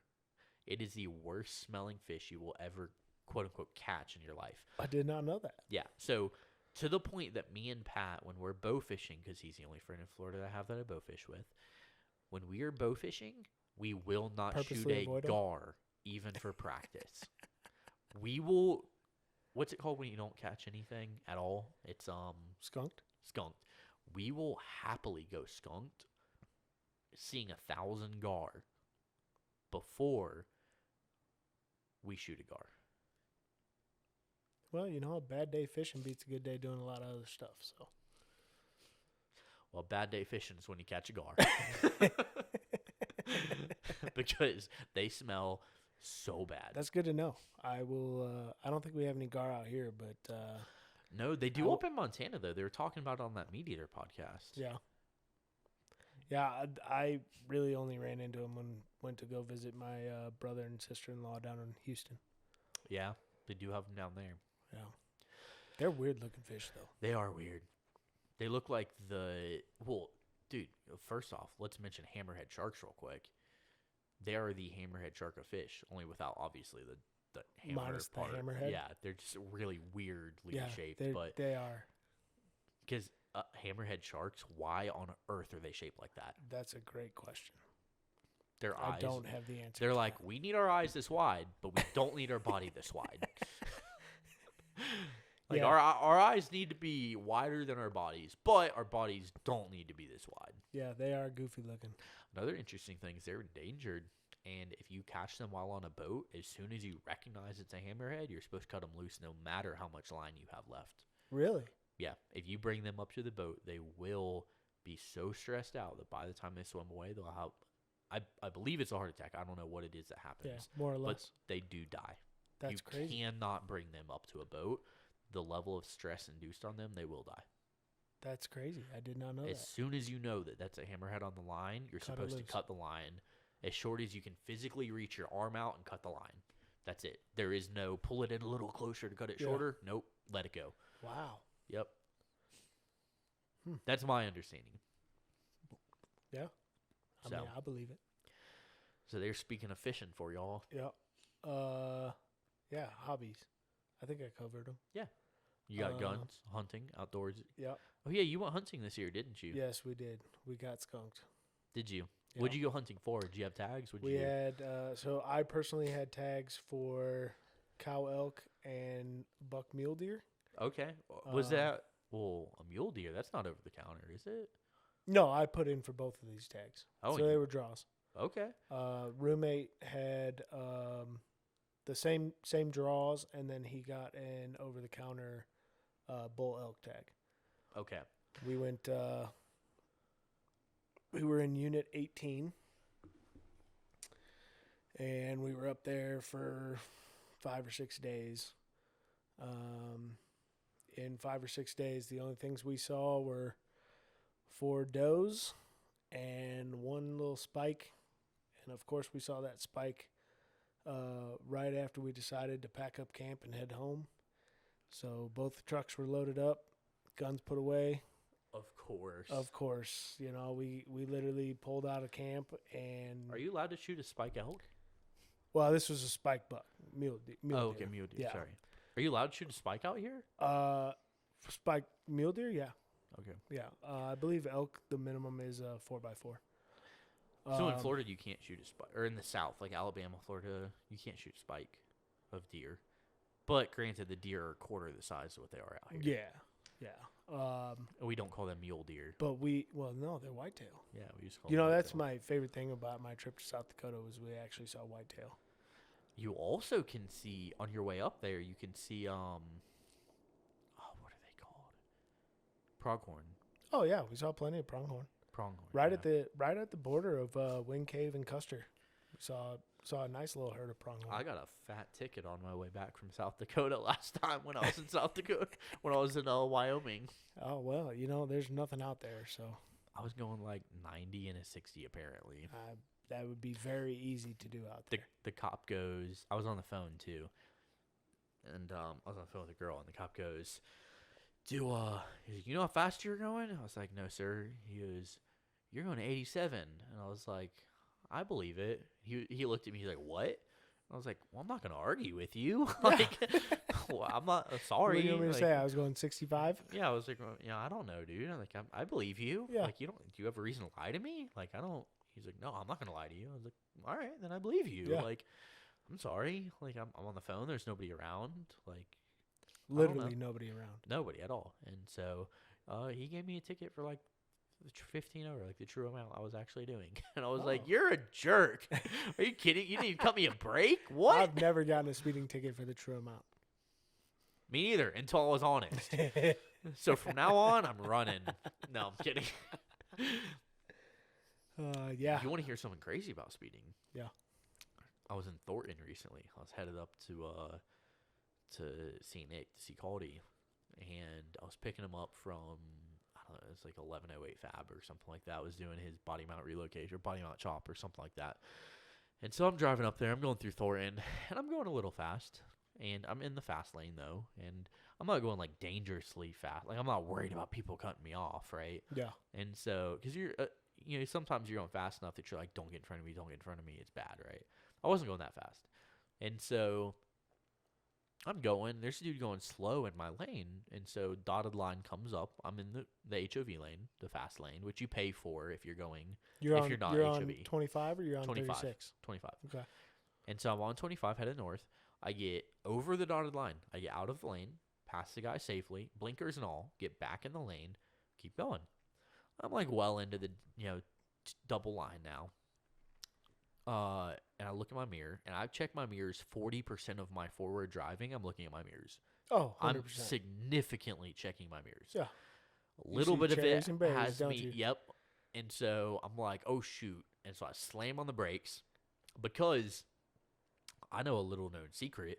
If they don't have you tagged in an official speed, they cannot write you a ticket. Yes. They cannot guess your speed. Yes. You can be 200 miles an hour. If the time that radar hits you at 65, that's all they can do. Yep. It doesn't matter. You can be smoking tires and brakes sliding to a stop.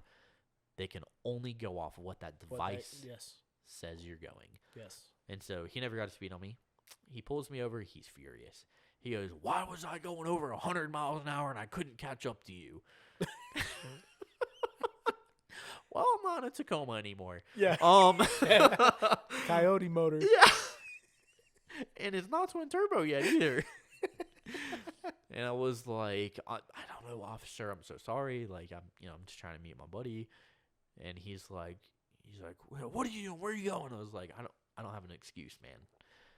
And so he's like, how fast are you going? I was like, isn't that your job?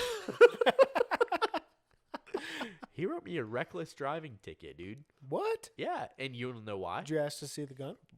What? Did you ask to see the gun? The gun? Yeah, No, the speed what? gun. Oh, no. It was reckless driving. You don't have to have a speed for that. Yeah. And so he's like, well, you're out of state, so I'll give you careless driving because you might not have to show up in person. Regardless, I think he knew that careless driving was less likely for me to be able to fight it. Or so reckless driving, they would lose in court, right? Right. Careless driving, I'm more likely to take a deal on. I go to court like last week because I had it pushed because I was in Florida. I go to court like last week. Get this, all right? This is how screwed up our government is right now, or our court system, right? This prosecutor goes, all right, Mr. Sweets, because I met with him on Zoom. All right, we're standing right here. I met with him on Zoom. And I was like, all right, what do we do here? And she's like, all right, Mr. Sweets, we're just going to give you a headlight ticket, 2 points, and then you can go on your way. I was like, wait, wait a second. A headlight ticket? And she's like, yeah, we're just going to say your headlight was out. And I was like, in front of the judge? And she's like, yeah. I was like, but my headlight wasn't out. Yeah, I was like, my headlight wasn't out. And she's like, yeah, we're going to get rid of your careless driving. I was like, you mean the same careless driving that you get charged with if you kill somebody while driving? And she's like, yes, the same one. And I'm like, but you're giving me a headlight ticket. Which is a false headlight ticket, by the way. Correct. So she wants both me and her to lie to the judge. Essentially, the judge knows what's going on, right? It doesn't matter. Right. But she essentially wants to say, your headlight was out, and have me go, yes, Your Honor, I'm guilty. So sorry. Yes. Yes, Your Honor, I'm so guilty. I'm sorry. I plead guilty. That's correct. And the prosecutor would go, you know what? We're only going to charge him with $140 for the same charge that you get if you accidentally kill somebody. Granted, they're third or fourth degree traffic misdemeanors versus first degree traffic misdemeanors based on if there's death or accident or whatever. Right. And the reason the cop wrote me a ticket, he said I crossed the double line on the right side of a vehicle, overtook the vehicle, and then re-entered the fast lane. That was what he said was illegal. And she goes, it's $140. And I go, I'm not fighting that. Yeah, absolutely. She goes, your headlight was out. It's $140. I said, my headlight was out. I'm paying that. That is so messed up. Oh, 100%. So 100%. But also kind of sweet because you got off for $100, $140. When I get pulled over, when I get a ticket, I'm kind of like, and for those who've ridden with me, Nick, who know how I drive most of the time, and I do try to be safe, but I do drive fast, especially when no one's around. I try to drive safe for other drivers, I guess I should say. For me, myself, I consider myself a good driver. Yeah. And so I'm not worried about myself wrecking in my vehicle. Right. But I do drive safe when I'm around other people, even if it is fast, right? Yeah. I'll sacrifice warping my rotors to slam on my brakes, and I know that I won't. We're not going to get into this too deep, because it's going to sound really bad no matter how I say this. But But yeah, anytime I get pulled over, I'm essentially like, I deserve this. Yeah. I mean, Which most of us do. I've been pulled over, I want to say 3 or 4 times for speeding. Yeah. And every time, they walk up, you know why I pulled you over? I think so. I mean, I have an idea. Yeah. How fast you going? I won't admit. I think I was going about 8 over. Well, sir, you were going 10 over. Well, okay, that sounds about Let's right. negotiate down to 6. Yeah. Yeah, well, and I've never had to pay the full amount. 6 is usually the break of the first one. So if they're really mad, they'll give you an entry level to the second price of ticket, which would be like 7 or 8. But if they're like willing to just concede, they'll give you like 5 or 6 over. Yeah. That's like the cap on the first cheapest level of ticket. Yeah, I don't think I ever paid for a ticket that was more than 5 over. Yeah, lucky you. Charming face. Dude, nice I got beard. it's a beard. I got that's a heavy D Sparks beard right there, bud. You were Diesel Brothers all the way. Dude, every time I drive a Tacoma. If we go, that's not okay. Not for the Diesel Brothers. If we go, dude, when I go out to the bar, there's so many times I have people tell me I look like Heavy D Sparks. He's Really? bald, bro. Yeah. He's bald. Or balding. Well, and your beard's way shorter. Well, now it is. It was a little That's longer. fair. It was That's like fair. halfway That's between fair. what it is now and what yours is. It was like halfway between. Yeah. Which would be like a third of the way between mine and his, because his is still longer than yours. Oh, yeah. And so it was like a third. But I'm like, what? Have you guys seen him recently? Like in the past 10 years, maybe? Yeah. I look like his maybe frat boy pictures back when he was like 22. Yeah. But yeah, That's funny. I get that a lot. I think that is now my celebrity lookalike, though. You know what I get the most? No. Zach Brown. Oh.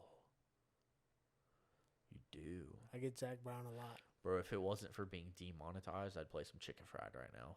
Yeah. That's a great song. I don't know if Spotify demonetizes me. Thank you, by the way, to all of my listeners who've tuned in on all 3.5, not 2.5, now 3.5 episodes, because we're somehow monetized on Spotify. Really? Yeah. Oh, dude, that's A awesome. few hundred listeners already, dude. Perfect. Like, people love talking outdoors and trucks. And this is a straight outdoors, whiskey, and completely BS episode. Oh, yeah. But maybe We've I'll only put it in the made title. it through 4 questions. Let's see what we do. Chicken parm. Yep. And then linguine Alfredo. Right? Yeah. But not. I feel like the term Alfredo does not do it justice. Yeah. It was doctored up pretty good. Onions, peppers, Bell peppers, garlic, bunch of spices, and that's fantastic. You should can that and sell it. I'd buy it over Bertolli any day of the week. Is that a new business for me? It could be. Just like that. Yeah. Blaze Off-Road pasta sauce. Now we're all of a sudden doing a podcast. We're doing coffee. Yep. Shout out to Navigo Coffee Co., our number one favorite, best, and only sponsor. For now. You like that ad? I do. That's a great ad. All right, I'm going to sit back down. I love the cheesy jokes that are in it. Those are called puns. Well, potato, but they're funny and they make me laugh. What are you laughing about, Chris? You and your fucking Mullet? Modern mullet? cut that out. Yes. I'll just put a dolphin sound over your F word. You and your mullet. I only half said it. Effin'. I only half said it. I know this is family friendly. That's because of you, Mom. Shout out Miss Mom Sweets. Absolutely. Mamas. She told me we don't cuss in front of ladies. Not only did she tell me that, she got on to me about that, bro. With my social media, like the cursing while doing donuts or whatever, like having fun with friends, like BSing around or whatever. Yeah. And she didn't want to introduce me to a specific female my age that she knows. And she was like, you're not going to add her on social media because of the way you talk on Instagram. There you go. Yeah. There's some... Moms have rules, man. Absolutely. So, Can't break 'em. because of that, in this podcast, we are respectful because of the ladies. Yes. Love you, Mom. We talk about your hobbies. How'd you get into off-roading, dude? Did you do much of that in your... Well, okay, first off, what car did you move to Colorado in? Because that was... 2009 Honda CRV. Yep, what was your first car? First car ever? Yeah. 1983 Chevy Suburban Custom Deluxe with a 454. Poop brown. I remember that, actually. I remember you telling me about that, actually. That thing was built like a tank. We grew up with that. It was parked out in front of the cul-de-sac for a while. Yeah. We used to use that thing as a backstop to play baseball. Wait, what? Yeah. Guess how many dents were in it? Yeah, None. I was about to say 1.5. None. They built those things like tanks. Chevy. That was my first. Like a rock. And then I had a 1998 Honda Accord, Okay. and I drove that until we actually had a flood in Indiana. wait. Yeah, no, A we had flood of ice? What do you No. mean? water, rain. We had like I don't want to misspeak, but I want to say we had like 5 inches of rain in like an hour and a half, and it flooded my car. What car was this? 1998 Honda Accord. 98 Honda Accord. I could That was see one that. of my favorite cars ever. Really? I don't know what it was about it, but I just loved it. Let's go through progression. What'd you have? So your first car was the Suburban, Yep. then the Honda Accord, I take it? Yep. Then what? 2009 CRV, And then 2018 Tacoma. that's it. Yeah. 4 cars. 4 cars. You want to go through mine real quick? No, because we're trying to keep the podcast under 4 hours. 95 F-150, 1970 Ford Maverick, 89 Bronco, 2006 Oldsmobile something or another that I traded in after 2 days to the junkyard for money because I got that with the Bronco in exchange for pressure washing the dude's fence or whatever. It was 89 Bronco, and then, gosh, after that 2006 or so, 2004 Ford Escape, the Escape. We called it the Escape. Yes. Like I shop at Target. Yeah. Target, right? It's fancy. Yeah. So the Escape, and then we wrapped it matte black. We did not do anything to anything on the car, but we had a little bit we had wheels and tires off of a Ford Ranger, and when I put them, because I owned a Ford Ranger it was like a 2004 also, but it was blown up, did a motor swap, whatever, blah blah, transmission was messed up, so I got rid of it, took the wheels and tires off of the Ranger. They had like 3 inches. They stuck out so far on the Escape. Actually, a memory recently came up of that thing. I'll show you a picture real quick. I want to see this thing. Actually, I'll throw it in the YouTube video. I'll try and throw it on the YouTube video here. All right, Are so we yeah. being recorded right now? Yeah. Video? No, Oh. it's just sound. All right. But in the YouTube clip, I just have the Blaze logo. Yeah. So the problem is our government. So when you have, a video camera is taxed differently on importation laws than a photo. Videos over 30 minutes at a time is considered a videography camera rather than photography camera. Really? Yeah, and so it's taxed differently So at a what- much higher rate. How does that work on GoPros? They're a video camera. They're taxed higher. Really? They pay the video tax on that. It's a percentage thing. Wow. And I say it's a percentage thing. Truly, I don't know exactly how it works, but I do know that is what it's the duties, tariffs, and taxes is why it's different. I had no idea. And so, like my Sony Alpha series camera, it is not, and it's a more affordable one. It's not the A6000. It's something a little bit above that, 6300, 6100, something like that. It is not. It does not video over 30 minutes. Really? Yeah, you can buy a Sony A7 or A9 for $3,000, $4,000, $5,000. It will not video more than 30 minutes. I had no idea. And it'll take photos. You can blow up the billboard size with, I say 4K because it's video, but pixel like perfect resolution. 4K quality. Yeah, pixel perfect resolution to billboard size. Wow. Yeah, 100 and something megabyte cameras that are tens That's of crazy. thousands of dollars, and they won't video more than 30 minutes. So I have to buy I think the one I found was the Sony. I love Sony, guys. The autofocus is incredible, and honestly, Sony is the camera that you buy if you don't want to be a photographer. It I'm a does Canon all guy. of the work for you. I'm a Canon guy. That's fine. Sony does all the work for you. Oh, I believe it. And so that's I why I mean- like Sony. That's I why mean, I I buy just Sony. take pictures on my Canon, but I don't do anything with them. That's me, dude. I have so much GoPro footage. It's stupid. Yeah, between my GoPro and my Canon, I have thousands of photos, hours of video. Guess where they are? On a memory card On a or on a memory card. drive, a cloud. On a memory card. Mm-hmm. Yeah.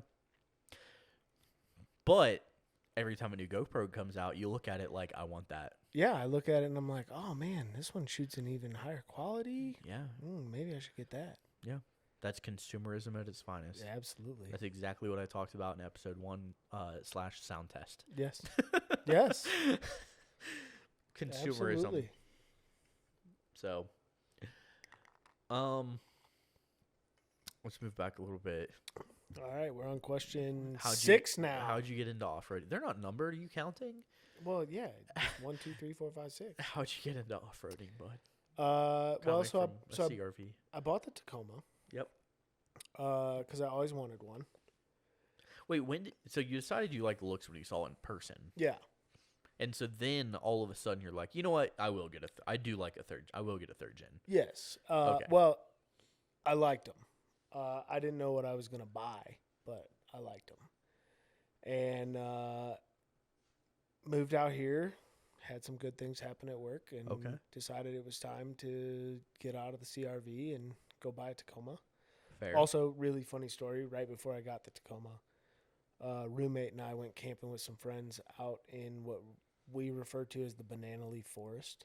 That's weird. It was out in the Route National Forest somewhere. I honestly, Where is that? I'm not sure I could find it again.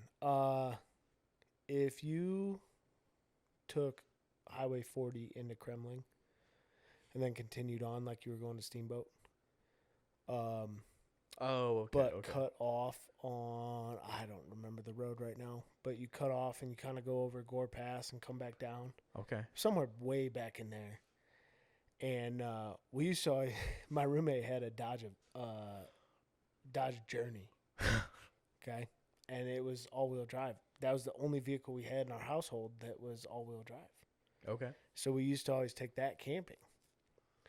And we went out, we took my CRV, which was just two-wheel drive. It wasn't all-wheel drive. It was just a two-wheel drive, and we took that out to the Banana Leaf. And Front wheel drive? yep. And, I mean, you want to talk about a short wheelbase. That thing had a short wheelbase, and it had a hitch on it. I drug that hitch on almost every little whoop that we drove over. Yeah. Mike and I, honestly, we were driving back, and I didn't know we would be able to get ourselves back out. Oh. Yeah, and we did. That's scary. We did. But almost immediately, I went to the Toyota dealership, and I was like, I want to buy a Tacoma. Yeah. So then I bought the Tacoma, and really got into off-roading because of my love of camping. That's fair. And wanting to get out and away from people. I don't like to camp in campgrounds. You know, the only campgrounds I'm okay with camping in are the ones out in Moab. So I texted you 2 pictures. We'll talk about that in a second. You're looking at your phone. Yes. And so out in Moab, I forgot what the road is. It's the road that follows the river the whole way. Both Potash directions. Road. I don't know, dude. That's where I blew my diff up, okay? The Potash Road? Thanks to Austin. Oh, Jesus, I'm follows, so stuffed up. Follows the river? Yeah, thanks West to of town? Austin for picking me up off the side of... Actually, he picked me up in town. We managed to get me all the way back into town with the tow truck. No thanks to Geico. 22 hours later it took me. Oh, so I should change my insurance company? Yeah. Well, to be fair on their part, they couldn't find a tow company to come get me. I was on the pavement, though. I was, like, right off the pavement, but whatever. Yeah. If you need to rent a trailer because you broke down out in Moab, hit me up. Royal Rentals, Colorado. We now have car hauling trailers. But, Chris, what did I just text you a picture of? We were talking about this a second ago. The Escape. The Escape. And so I'll throw this picture up in the YouTube video. This is what we were talking about that we skipped over. This is my 2004 Ford Escape that was a 6-cylinder, but it was front-wheel drive. And this is really where I took the... Those KO2s? Those are KO2s. and they stuck out. I know you guys already talked about this in I'm another not a fan. podcast, but it's a great tire. I know. Yeah, a lot of people are fanboys, and I'm a fanboy of Mickey's, but I'm not a fanboy of KO2s. He's looking through pictures right now. Here, bud. That's great. Look at my phone. I love the wrap. You can swipe through. So the only thing on that vehicle that was never wrapped was the roof and the back hatch. It was always white. The hood was the first thing that was wrapped. It took about another few weeks to get the doors and the fenders wrapped. But I think you should bring the Escape back. I should buy an Escape now. Yeah. A 6-cylinder 4-wheel or all-wheel drive Escape. Yeah. Weld the front and the rear diff. Yes. Wrap it matte black. Yeah. That'd be dope. That's a true Overlander, dude. You see the mattress in the back? I did. That is not an air mattress. That is a true mattress. One of my friends, she's from Brazil. She came up here, and we were camping in the Escape. We slept in that truck, in the back of that thing, for Dude, a there's couple some serious weekends. flex on this thing too. Yeah, I know. I'm flex. That was It's the like day a I got. 6-inch curb. That was the day that I got mad at my boss and told him off and got fired. I went up to this that was actually, dude. That curb got up to like 1.5 feet. Yeah, it's only like 8 inches in this picture though. Yeah, you should. No, bring it look right back. there. Look at that. Yeah, That's solid flex. it is. Well- You should bring it back. I should go buy an old Escape. This thing had a 30-inch light bar in it at one point. It had some pods. Was it self tapped to the roof? We're not going to talk about that. It was self-tapped into the bumper because that's what people upgrade to, right? Is self-tapped Chinese light bars. Yeah. That is a upgrade. To some people, it is. Inside jokes. Okay. Yes, you got into off-roading because you like outdoorsy stuff. You found yourself at Tacoma because you guys thought that you were not going to survive your camping trip into the Banana leaf forest. Banana leaf forest. You know, are you familiar with banana spiders? Yeah. Did you have those in Indiana or no? No. That was you experienced those in that was a Ocala. Florida thing. Yeah. Not a fan. I don't like things that have 8 legs. Banana spiders can't hurt you. I don't care if they can't hurt me. Do you I know don't like about the way they daddy look. longlegs? Did you know on daddy long legs? I might be giving you the same fun fact here. Oh, if you lick their belly, they What? taste like an Altoid. What in the world? That is Yeah. not the fun fact I had. Yeah. Yeah. Have you ever done that? Yes. Do you know what my fun fact is? That they're the most poisonous spider in the Yes. And you're looking at their bellies. world. Do it. I promise you. It tastes like an Altoid. I'm not doing it. Do it. No, you know why I'm not doing it? Because they're the most poisonous spider in the world. No, because your skin is about, I believe it's 40 mils, which would be 40 10,000ths of an inch thick. I don't remember. And they need like 32 thick. And your tongue is much less thick than Yeah, your do skin it. is. Do it. It's So- like an Altoid. So if they bite your tongue while you're licking them, Well, then you're I done. die. Yes. That's okay. Because they're an Yeah. It's like an Altoid. That's Nature's not okay. nature's breath mint. You're just cavemen over here licking daddy long leg bellies. Yeah, before they went home to their cave women. I have a date with who? Oh, tonight. I'm sorry. Is that No, that's- cultural appropriation? Oh, I don't know. Oh, We're not I getting into know. that on this podcast. But no, they're very minty, just like an Altoid. Wow. I highly recommend anybody try it and then DM me on Instagram and let me know how it was. Also, do not let them bite your tongue because I believe that the skin. No, we do not recommend that. Actually, Chris. No, we do not recommend I can't that. say that. Liability wise, we do not recommend that you be licking spiders' bellies. Yes, please don't. But they do taste like an Altoid. This is a hot reel right here. I'm dead serious. Do not lick a spider's belly. Chris thinks so, but do not go licking a spider's tummy. It's tricky. They're small. We're not doing it. What type of off-roading is your favorite, dude? I like going fast. Me too. I enjoy all phases of off-roading, but I like going fast. Yeah. At least as I fast mean, as that's 2.5 that's DSCs on a mid-travel will let you. Well, probably more than what it will let me, but Yeah. I like going fast. I like going fast enough that long travel to go fast is my ideal platform. Oh yeah, 100, I mean 120 honestly, miles an hour is my goal. as soon as my truck is no longer a daily, I would love to long travel it. I can confidently tell you that with your setup, you can jump your truck at about 95 miles an hour in Pismo Beach and be perfectly fine. I've done it, not at Pismo Beach, but I've done it. Well, I did it at Pismo, and there's a video of it on my YouTube. If you ever see me driving around, you'll notice it's my truck because the front bumper valance is ripped off. Of an off-road that doesn't have the low-hanging one. Yeah. Correct. Yeah, it's ripped off. It was fun, though. Yeah, no, it definitely is. All right, so now we're going to get into products a little bit, dude. Oh. This one's specific to the truck, though, and I think I could answer this one. My guess is going to be 2.5 DSCs, but what is your favorite big-ticket item that you've purchased for your truck? You hit the nail on the head, my man. And you are not an influencer. You did not get any of this stuff for free. Nope. I didn't get discounts. No, my Fox 2.5 DSCs are by far my favorite thing that I have purchased for my truck. Yeah. And I do not blame you because they are the favorite thing that I had on my Tacoma as well. They are beautiful. And I highly recommend that the build process goes something like this. Save up. You have two options. Save up, buy 2.5 DSCs, and then also end up getting wheels and tires.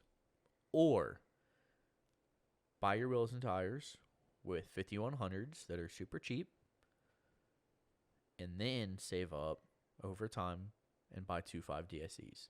But either way, you end up with 2.5 DSCs. I mean, I bought my wheels and tires 3 months before I bought the lift.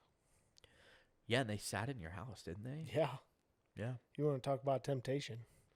No Walk joke. out to your garage every morning and see them beautiful tires and wheels just sitting there. Shake your head as you walk to that stock truck. Yeah. Especially a stock long bed. Yeah, they don't really look good stock. Hey, I got him to admit it. Podcast is over. All right, I love you guys. See you later. That is it. Stock on a double cab long bed just doesn't look right. Not on a Toyota. No. Not on the Tundra. No. Not on the Tacoma. No. And I'll be straight up, not on an F-150 or a Ranger. But on a Super Duty, they're okay. On a diesel of any sort, they're okay. Yeah. But on anything midsize or under, which actually I guess Tacomas are midsize. So I guess a 1 Series 1500 or lower, half ton or lower, it's not okay. No. No. But yeah, I mean honestly, I think was it Caldy that was talking about it? Maybe Josh. Nick. Maybe Josh did earlier in the episode 2, but yeah.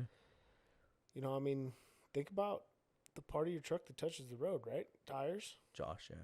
And what part connects your truck to the tires, man? Yeah. Suspension, right? You knock those two things out, and you can do a lot. Yeah. The wheels are all metal, so they're all aesthetic, no matter who you buy them from. Yep. So. Yeah, I run Icon Rebound alloys, and I love them. But if I do it over, honestly, I'd probably run Steelies. I would run. Well, maybe not Steelies, cheap but a cheap like aluminum. what I had. So yeah, like those Pro Comps you had were nice and they look good. Yeah, they were the Pro Comp bullet wheels, so they were 69 series, whatever. Yeah. And they were. It was a good I looking bought wheel. them on sale. I bought 6 of them, and they were $89 a piece. Yeah. And mine were a bit more than that. Yeah, they were. As were Josh's. Yeah. And as were Nick's, Caldy's. Nick's are actually for sale. He has Methods, I believe they are, and they're gold, and they are really, really nice. But I have Method what? I don't know. I might be messaging you. Yeah. And I kinda, you know what? He has put, KO2s on them. I kind of want to put golds on my cement gray. That would look good. Yeah. And those KO2s actually only have like a few thousand miles on them. Like 10,000 or something. Nick, I'm going to DM you. For sure. Look at that. I'm bringing people together. You know what my dream wheels are? What? Well, for the 450.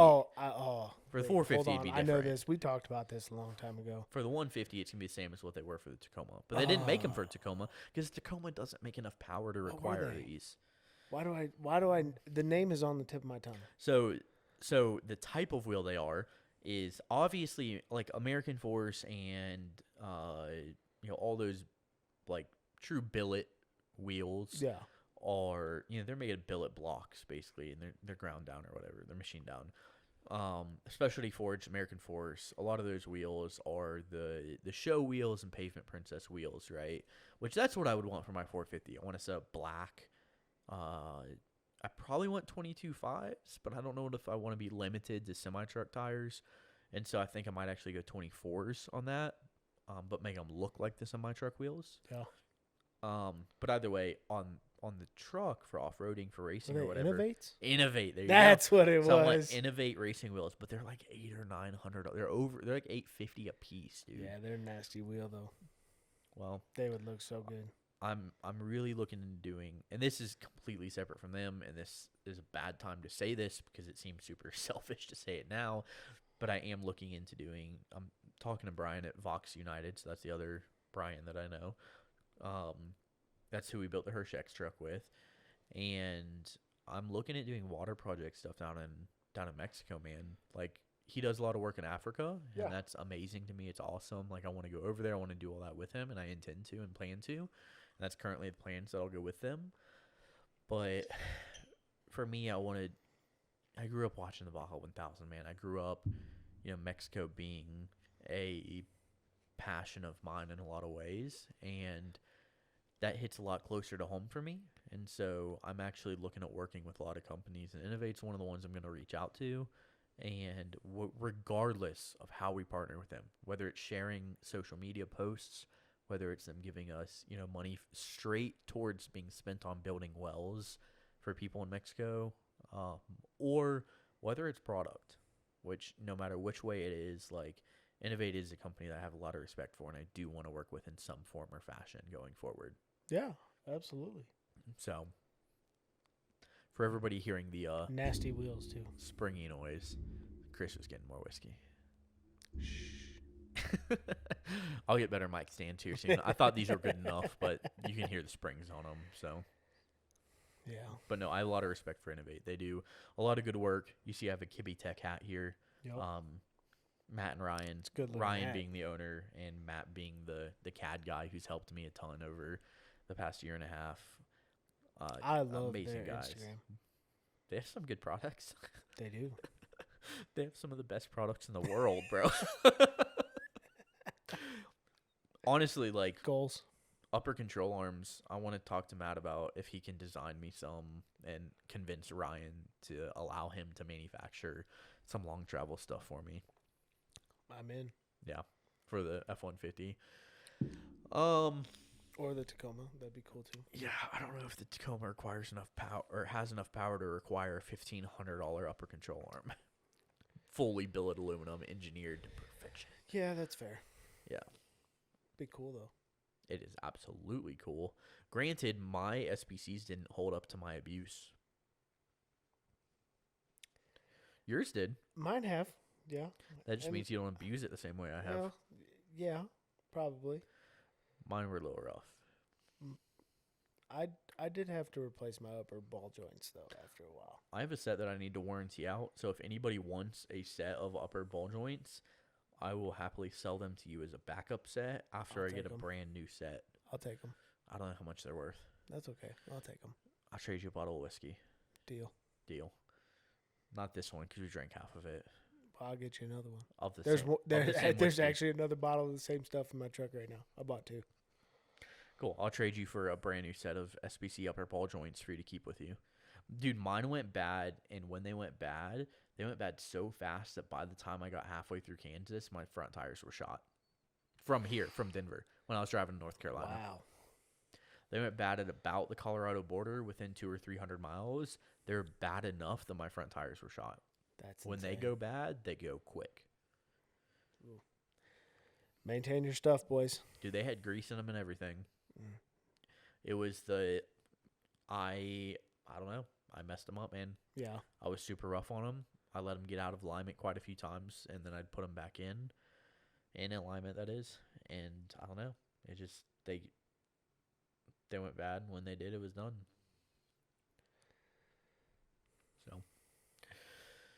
Yeah. Um. Very big ticket item. Obviously, suspension. Your 2.5 DSCs, dude. This is the hot question, Mm. and so I have the This is questions broken up into like you, who you are, your hobbies, and your truck, and then I go into products for camping and off roading and stuff. But this question specifically is the last question regarding your truck. yeah. This is the only question that I don't know if I know an answer to. Yeah, this is gonna be most people, especially people who have Tacomas, because we all loved. Dude, I loved my Tacoma, Yeah. and you know I did. Yeah. You were around me enough to know how much I loved it. You were there for Exactly. both of my wrecks. Yep. You were there for like everything that happened to that truck, and it I loved that truck so much. But what's the next truck that you'll buy, man? And keep in mind, Toyota won't make a new Tacoma for the next 36 years. Well, I can confidently say, as much as I love my Tacoma, it probably will not be another Tacoma. Unless, what would they have to do to get you to buy another one? Honestly, I don't know if they could do something. I love the truck, but it's just a little small cab wise. Yeah, so there is nothing they could do because And that's yeah, that truck. and it's the midsize truck, right? I knew it when I bought it, but For most people, power is what they could change. yeah, They could change the motor and transmission, they'd they be fine. changed power, yeah, but But for you, it's the size. cab size. Okay, fair. I do kind of like the new Tundras. Okay, Uh, I saw it in person. yeah, I saw I mean two of them at SEMA. they look pretty good. They did not look good at SEMA, and they did not look good at first. Well, But maybe it's like me and the Tacoma. When I shout first out saw to it. C4 Fabrication.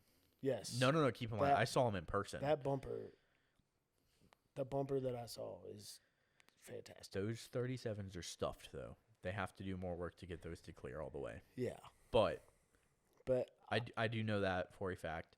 Those tires need to be cleared. But the way that it looks with those tires, regardless of clearance or not, because you can always make more clearance. yep. Hashtag torch to the firewall. That bumper looks sick. Yes. I wish, and this is where the difference between them and Lil B's, my other favorite armor company, comes in. I wish that it followed the body lines of the truck more, but the branding for them specifically is there Yeah. because it looks like You their can other tell bumpers. it's a C4 bumper. Absolutely.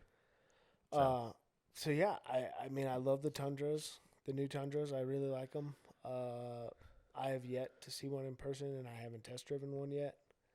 Also, big fan of the F-150s, and really wouldn't mind getting into a Super Duty Trimmer. Power Stroke. Yeah. Dude, those trimmers are gnarly. I don't even care if it's a trimmer. So I learned. I get a Super Duty. It's gonna get some Carly. Dude, so Alex, buddy, probably roaming on Instagram, he has the Carly suspension on his. He treats it like a Raptor. Yeah. He'll hit washboard roads at 40, 50 miles an hour, 30, 40, 50. And you know as well as I do that 20 to 35, that's the rough spot. Yes. Honestly, 10 to 30, actually. Yes. 10 to 30, that's where it's hard. Yeah. He'll post a video of him going 20 and then accelerating to 40 like it's nothing. Yeah. But also, the bigger tire is smaller the world, and he's on 37s. Yeah. Or 38s? I don't know, bud. I don't remember what you're on. Sorry, Alex. But I mean, I'm not ruling out a Super Duty on Carly. Yeah. So, do you know what suspension I want to run on my 450? Because it's not Carly. And it's No. not Ultimate Air Ride. What?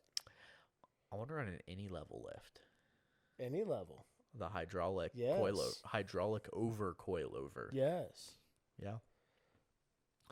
I dig it. That truck is meant to be a pavement princess that I am going to piss some people off with because I'm going to take that thing through the mud.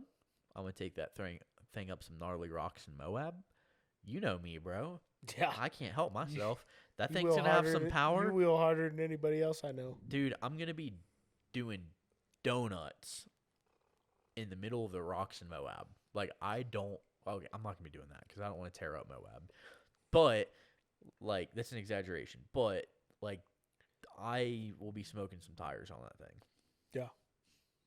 100%.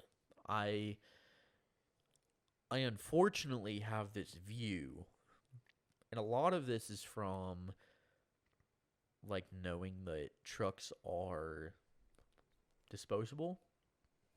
Disposable is the wrong term. Trucks are replaceable. Yes. And me knowing that trucks are replaceable has led to me feeling like trucks are disposable. For those of you that did not get that, if you get in a wreck and you total your vehicle, you need to be thankful because your truck is replaceable and your life is not, right? Absolutely. Absolutely. And so I just had a friend in a Forerunner roll his Forerunner, right? And Is this our mutual friend? works at a dealership. Nope. Red Forerunner. No. Do you know somebody in a Forerunner that just rolled their Forerunner? No. But I think we know. But I think we have a couple mutual friends that have Forerunners, so We do. I had to ask. I'm not very active on social media. You guys will all find that out when you follow me. I'm pretty sure He doesn't accept you for 6 to 9 business months. I'm pretty sure my last Instagram post was from 10 months ago, 9 months ago. Yeah, something ridiculous. But I interact, but I just don't post a lot. 6 to 9 business months, folks. Yeah. So I unfortunately somehow picked up and now feel like trucks are disposable. Like the feeling of trucks being replaceable has now become trucks are disposable. And I'll be honest with you guys, Blaze Off Road has done amazing and I love all of my customers. I'm super thankful for you guys, but I'm not at the point where trucks are disposable. That's not how my bank account is not set up for trucks. His name's Grant. And Grant, I'm glad that you are okay. I saw the pictures from your wreck. Obviously, it wasn't good. We have talked about it briefly, very, very briefly. But also there was another Tacoma, Pacific Northwest Tacoma or something like that, that rolled his Tacoma recently. I'm glad you're okay too, man. And I wish I could see the photos. I'd love for you to send them to me. I know that you don't want them to end up on the like totaled Tacoma's Instagram page or whatever, but I promise That's a thing. Apparently, he wrecked his truck and said that I'm looking at my Instagram right now, trying to find it. I run so many accounts, it's ridiculous. He said he doesn't want him. He posted on his story that he doesn't want him to end up there. I'm sure if I asked him for him, he'd send them to me, but yeah. So, unfortunately, for some reason, I feel like trucks are disposable, and I do not have the income to be acting like that. So, yeah. yeah. Insurance. My insurance hates me. My insurance won't let me leave them. You remember when the truck fell on my tree? Yeah, I do. So when the truck fell on my tree, when was that? This fall spring. time. Was it fall? So it would have been fall 2020. Yeah. Yeah. Oh, it might have been spring. I feel like it was spring. It was spring because the following weekend is when I went up to what's the town that has all the elk in it? Estes Park. And that's when Yeah. So it had to have been spring. Yeah, Spring it was springtime is when I went down there. And a tree fell on my truck. And then over a year later, Completely with no random. door handles, Completely I traded random. it in. Yeah. Well, no, is that we had a freak windstorm in Colorado. Right. Yeah. There was it was like once in 100-year windstorm. We had 130 mile an hour gust. I was down in south of Pueblo, down in the Great Sand Dunes National Park. What's the name of it? Is that it? Yeah, you were just outside of Great Sand Yeah, Dunes. I was up in the mountains right there, Mount Blanca area. Yeah. Wind blew a dead tree over, ripped off my mirror, both my door handles. Yep.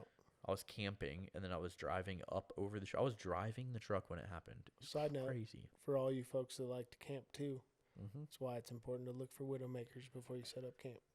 And widowmakers would be what, Chris? Dead trees. Dead trees. And if there are dead trees, dead limbs, all that sort of stuff, make sure you look up when you set your camp up. Yep. And then what can you do if you're surrounded, or if there's a couple of them and you can't get out of range of any of them? Find a different camp. You also park your truck between you and them if you're willing to sacrifice the truck.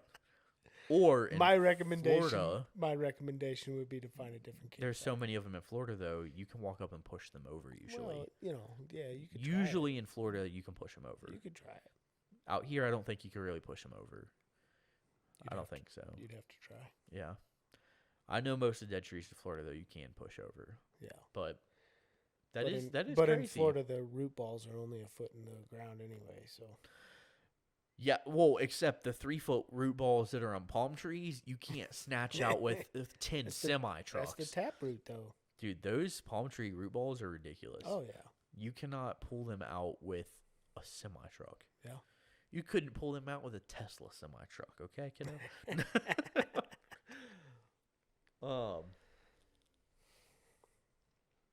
So a new Tundra, new F-150. Yeah, that's maybe where a Raptor, maybe a Super Duty. The Raptor, dude. Honestly, I think a Super Duty is the move. I think a that's 250 diesel is the move. And I'll tell you what, guys. So I had a massive problem, as many of you know, with Toyota and their warranty. And you can message me if you're curious about that for some weird reason. But Ford with their warranty, I've had multiple buddies have tuned and deleted trucks that have something random go wrong, right? Turbo goes bad, transmission, whatever it is. And Ford's like, yeah, we don't care. Yeah. Tuned and deleted, dude. That means not the factory exhaust, not necessarily the factory turbo. Aftermarket, ECU tuning. Yeah. Aftermarket transmission control unit, TCU tuning. And Ford's like, whatever, we'll do it. We'll fix it for you. Yeah. For free. No cost. They don't care. I'm really leaning towards a Super Duty. I want all my friends in Fords. Then I don't have to help any of you. I gotta just wait till dealerships actually have them in stock. You're not kidding, dude. Ford's having a hard time, man. I don't know. It's not just Ford though. It's everything. I know, but Ford's who I'm following I hope most none right of now. you guys want a Miller Welder in the next 6 months. Really? It's that bad? Maybe I shouldn't have said that. It's that bad? Yeah. What about Lincoln? 6 to 8 weeks, both of them. Yeah. I mean, you guys are the top sales for both of them though in the Rocky Mountains, right? West of the Mississippi. Yeah. We do have some in stock. Do you want to plug your company? I don't know if I should. That's fine. I would love to. Reach out to him directly. Yeah, just reach out to me directly at CJ Clark 92. Yeah. You'll find out the company when you get the invoice. Yeah. Has a logo on it, I'm sure. Yep. I don't know. I haven't got one yeah, yet. I would love to fill plug my the power company. tank. It's the greatest company I've ever worked for, but I don't know if I should. Well, it's a welding supply and gas company, and it's in Colorado, and it's in the Denver area. So if you really, really care, you can look it up. Well, based here, right? Yeah. Yeah. If you really care, I'm sure you can find it. It's not. What's the one we had competitors of at our Air gas. It is not not air gas. It's really funny because we had a meeting the other day and we were talking about what we should put on our sign out front of the store. Remember that some people might end up knowing your company, so don't say too much. Man, yeah, but we had a sign out front and we were gonna change the slogan on it, and not air gas. So literally, the suggestion that I said was that we're not air gas.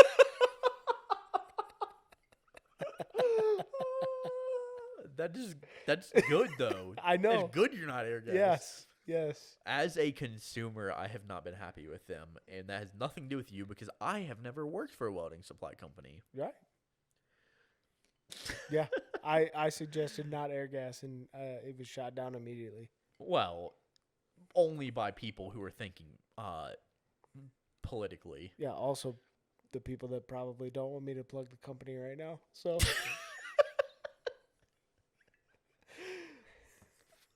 Well, you don't have to plug them, but I will. They are. No, I'm kidding. I'm sure all of our listeners know who we are by now. We didn't even have to say the name. Half of them are looking us up, dude. We have some good listeners out of state though. Like a lot of our listeners are. Well, I ship out Shout of out state. to Arizona. Shout out to California right now, and Utah. Those are the. It's definitely the Southwest United States that's listening. That's awesome. I will UPS hard goods to you. I can't ship gas. But you're welcome to come and pick it You're up. welcome to come pick it up. As big of a truck as you want to bring. Absolutely. We're not going to report you to DOT. Under 1,000 pounds, you'd be fine. Just tell us you're going local. Not that you can fit 1,000 pounds behind a Tacoma. What? No. I can. Argon's heavy, man. I don't even know what I weld with. I weld with one of the mixes. Stargon. probably Stargon. What No, is that's for Stargon. Stargon. That's what we used for TIG, though. I think. You probably know that use was You MIG. probably use a 75-25 mix. 75% argon. You know what 25% Stargon is? CO2. That sounds like a proprietary blend. That might be a. I mean, we have those too. I would say them, but that would definitely tell you who I work for.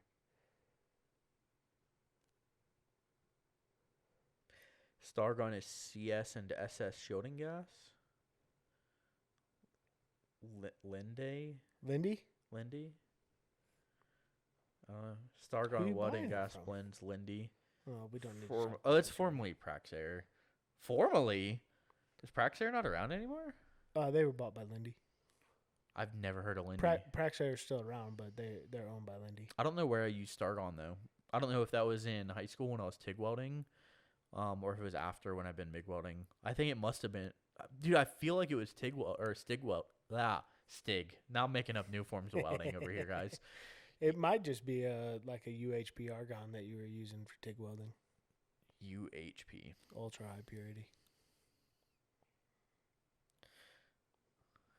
Okay. I'm thinking UHMD. What's Ultra that? high molecular density. Oh. It's a type of plastic. Nope. Oh, UHP. FHP? What? Run! No. Florida Highway Patrol. Yep. Bro, so We're only through one bank of questions. yeah. What's your favorite outdoors product you have ever bought, regardless of price? And keep in mind, we have pricing specific questions coming up, so you don't want to paint yourself into a corner on some of those. Favorite outdoor product. Ultimately, this would be mid-range because we have questions about most expensive and on sub certain price range coming up. Oh man.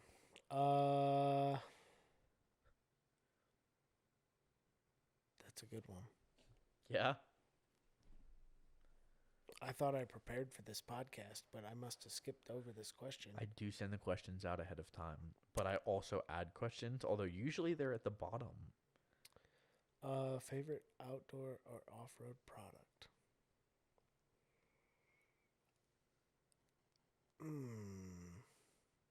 Man, can we come back to this? Yeah, we'll come back to this. Can we go on and we'll come back? Do you feel like you've wasted money on any product for Yes. your truck or outdoorsing? That Yes. was quick. Yes. What product? I have an awning. Okay. Why do you feel like you wasted money on awning? Because awnings are cool. I love my awning. Yes. I feel like I wasted money on it because I never use it. That is very fair. But you also do a ton of camping, don't you? I do.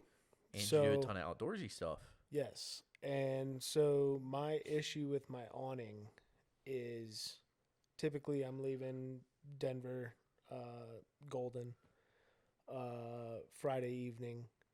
By the time I get to camp, typically it's already dark out. I don't need to Yep. shield from the sun or anything like that. When I camp, I don't just find a campsite and stay there all weekend and never drive away or anything like that. Yeah, Like I use a ground tent. I don't have a rooftop tent or anything like that. Use a ground tent. So we establish our camp, and then a lot of times, Saturday morning rolls around, we make breakfast, and then we roll out. We either go fishing, exploring, riding some trails, whatever it may be.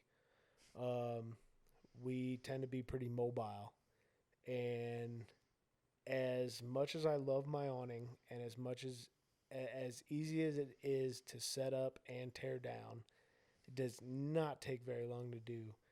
Um, I find myself more often than not never putting the awning up.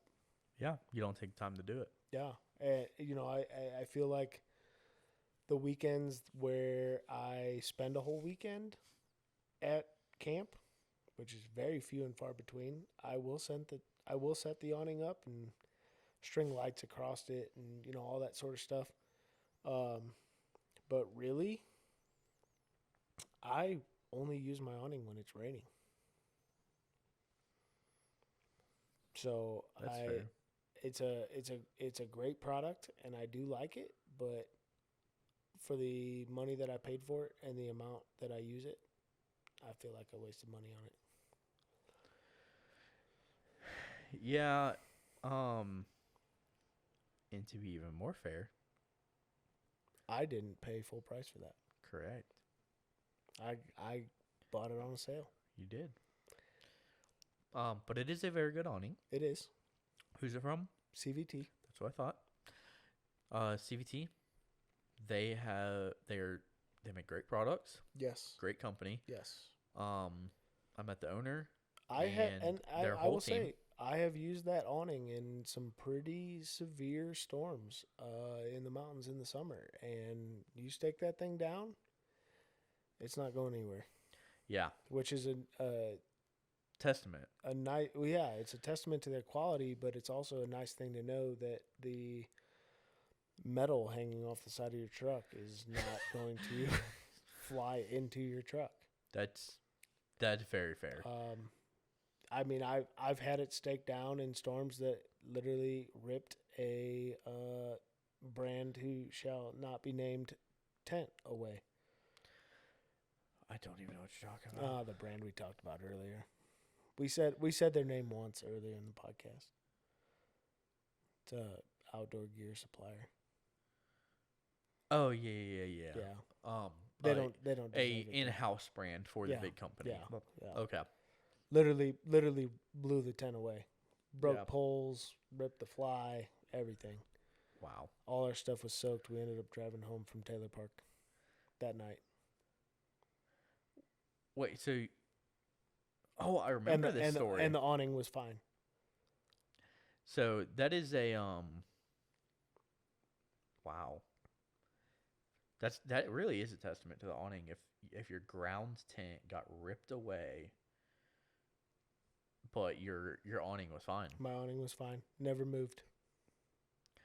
Yeah. So this is a recreational equipment incorporated company. Yes. Yes. That's what I was looking up just now. I believe it was the Base Camp 4. Save your money. Something don't like buy that. It. Something like that. It was a fourth style base camp type tent. Yeah, big fan of. Ooh, some people are gonna be very confused by that, and some people are gonna be laughing like crazy at that. Yeah, highly recommend Big Agnes tents. It is an incorporated recreational equipment company. Yes, that provides their members dividends. Yes, which that part is nice.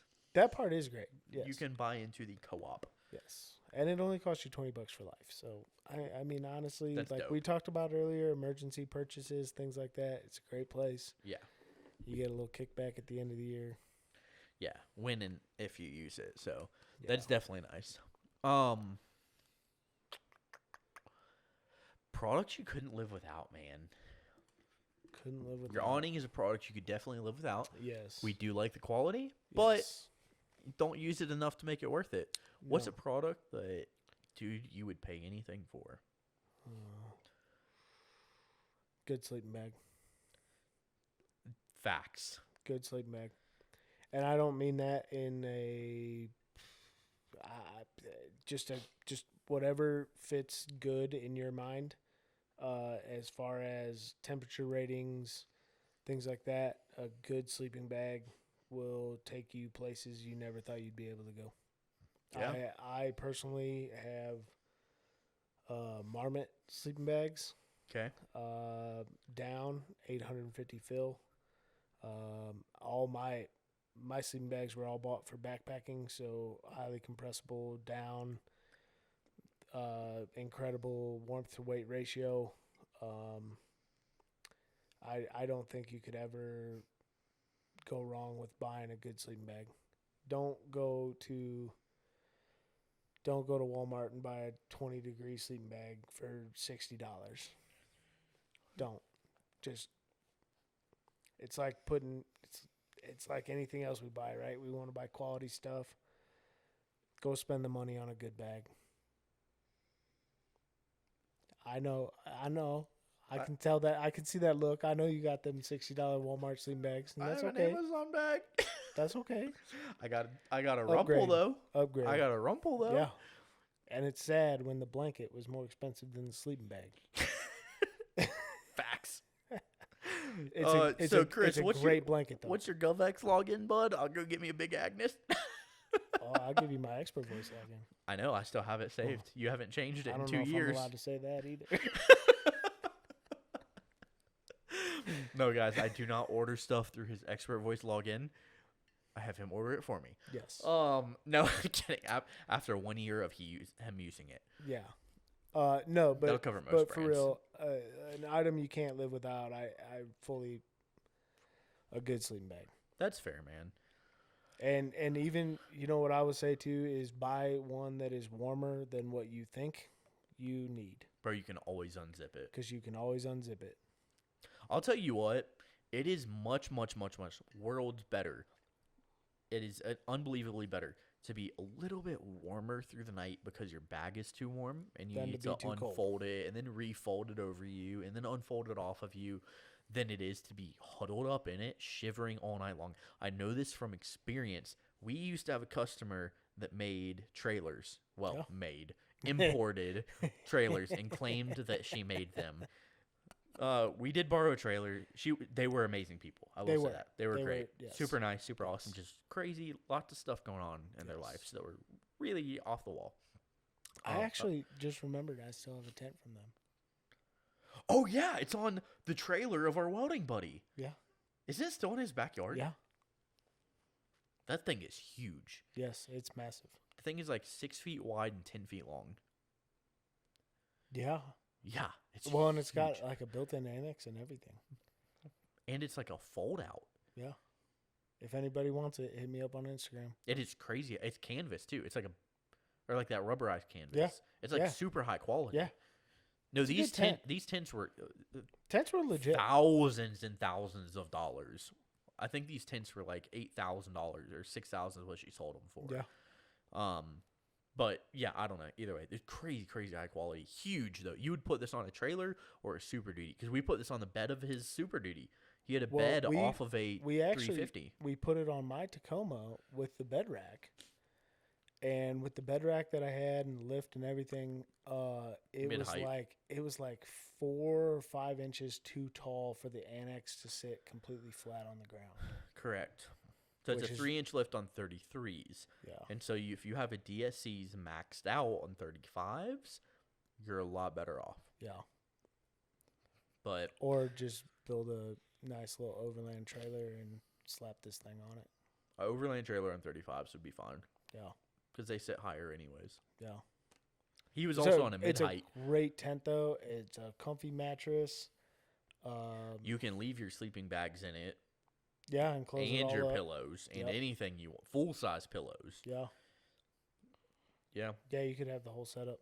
I think that's crazy high quality. But either way, I borrowed one of their trailers. I better Do you remember check this? And make sure Mike still has this. Do you remember that I borrowed one of their trailers like the 3rd week of January? Yeah. And we wanted to get a Grays and Torres Peak trailhead. Yeah, I remember. So we were like, let's get to the trailhead for a 14er. We're like, let's go to 12,000 feet in mid-January to go camping. Yeah. And I was from Florida, and I only had had comforters. Yeah, you didn't even have sleeping bag. We had no bags. Yeah. It was comforters and sheets only.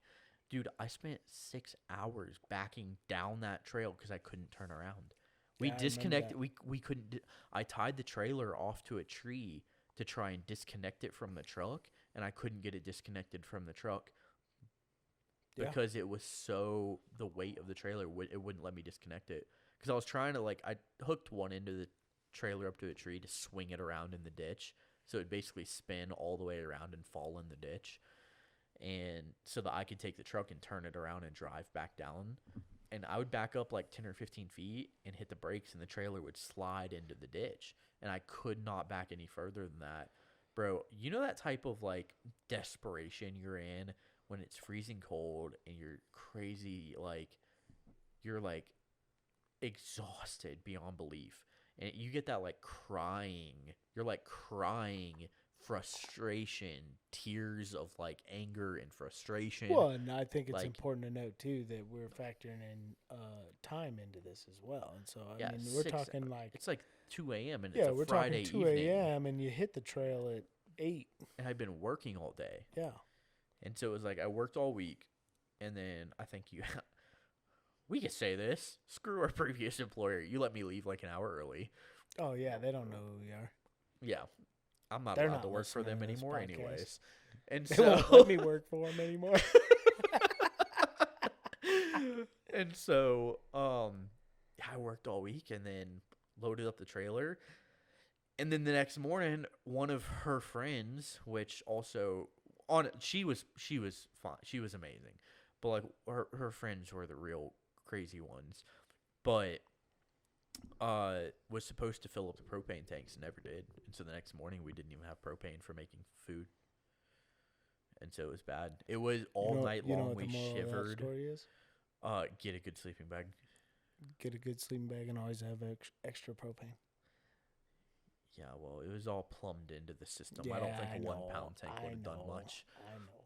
But yeah, it was we were using comforters on night, and honestly, like looking back on it now, it could have been worse. And as dramatic as it sounds, like yes, well, we would have left before this. We would have gotten the truck and turned it on and slept in the truck, but we could have died. Yeah. It was I mean, it was 5 degrees. The next morning, my socks, which were hanging 5 feet from me, were frozen in a U shape to the point I couldn't put them back on. yeah. And I we mean, only had comforters and we were shivering all It's night. no joke.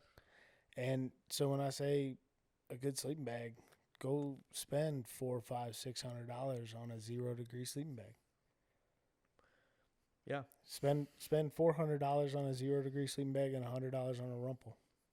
And if you can't, spend $20 on a Walmart tent and then spend more on your sleeping bag and a rumple. Yes.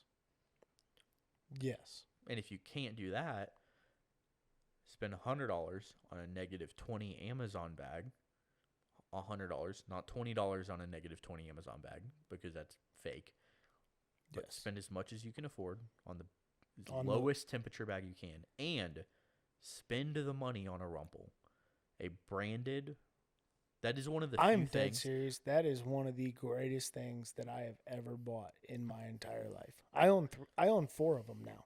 I have just the one, the I orange own one 4. still. And There are very 2 few of- things I'm super brand loyal to. Very few. Blue Ridge Overland, Blue Ridge Overland, Rumple Blankets, Rumple Blankets, Baja Designs. is Baja great. Designs. But I'm sponsored now by somebody else. Who? I had a conversation today, actually. This is for people who've decided to listen 2 hours it's probably 2.25 hours now. 2.5. 2.5 into our conversation. With this Mexico water project, Diodynamics has decided to come on as a full partner, both with lights and product, and potentially financially to help drill wells. That's awesome. They make American-made products. That is They awesome. stand up to my requirements for quality.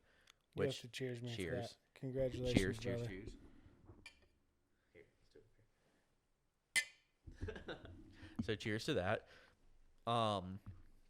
But no, I'm very strict on quality, and they are one of the few companies with lighting that have met my quality requirements. So That's awesome. I'm happy to work with Diodynamics going forward on this. I am a dealer for them. I'm not as big of a dealer for them as I am for Baja, and so I still get better discounts on Baja and can offer better deals on Baja designs. Diode is still going to have to prove their self on that front to me because I am not a, you know, one deal and all of a sudden I'm a fanboy type of person. Right. So although this definitely helps their case, this is not a, you know, end all be all for them. Yeah. They still have to provide the customer service to me that I get with Baja. Exactly. But yeah, so Blue Ridge Overland Gear, Rumpel, Baja Designs, and potentially Diode Dynamics. Yeah. We'll see. We'll see where they end up. Yeah. But there's some where I am very brand loyal to people, or to companies who prove themselves on every front. That being quality, customer service, and their customer relationship to their end users, not just their dealers. Yes. Because I've had Baja overnight me products for people who needed warranty exchanges to go on a trip. Yeah. But I've also had them take like multiple months to get me product on new orders. Right. So, Well, and you know, I mean, part of that is just the times, the world right? we live in. If you listen to the whole podcast, you heard some stuff I said earlier that I don't know if I should have said or not, but Not my precedent. But yeah, I honestly, and on this whole sleeping bag conversation as well, if you have any questions or any doubts, feel free to reach out to me on my Instagram at CJClark92. I'll give you an honest review for whatever you're looking at. He's a lot like me. Chris will give you a pretty blunt. I actually just messaged a client. I responded to his story. He was asking about different lighting. And I was like, bro, you want the straight up hard truth about Baja versus Diode versus KC versus Rigid versus Vision X? Those being the top 5 most well-known American brands. Not all are made in America anymore of the 5, but the top 5 American brands, I'll give you the hard truth. Yeah. And Chris will do the same thing with bags or with any camping gear, any outdoorsy anything, camping gear. Yeah, anything under that umbrella. I've been using it for so long. Mountaineering. Yeah.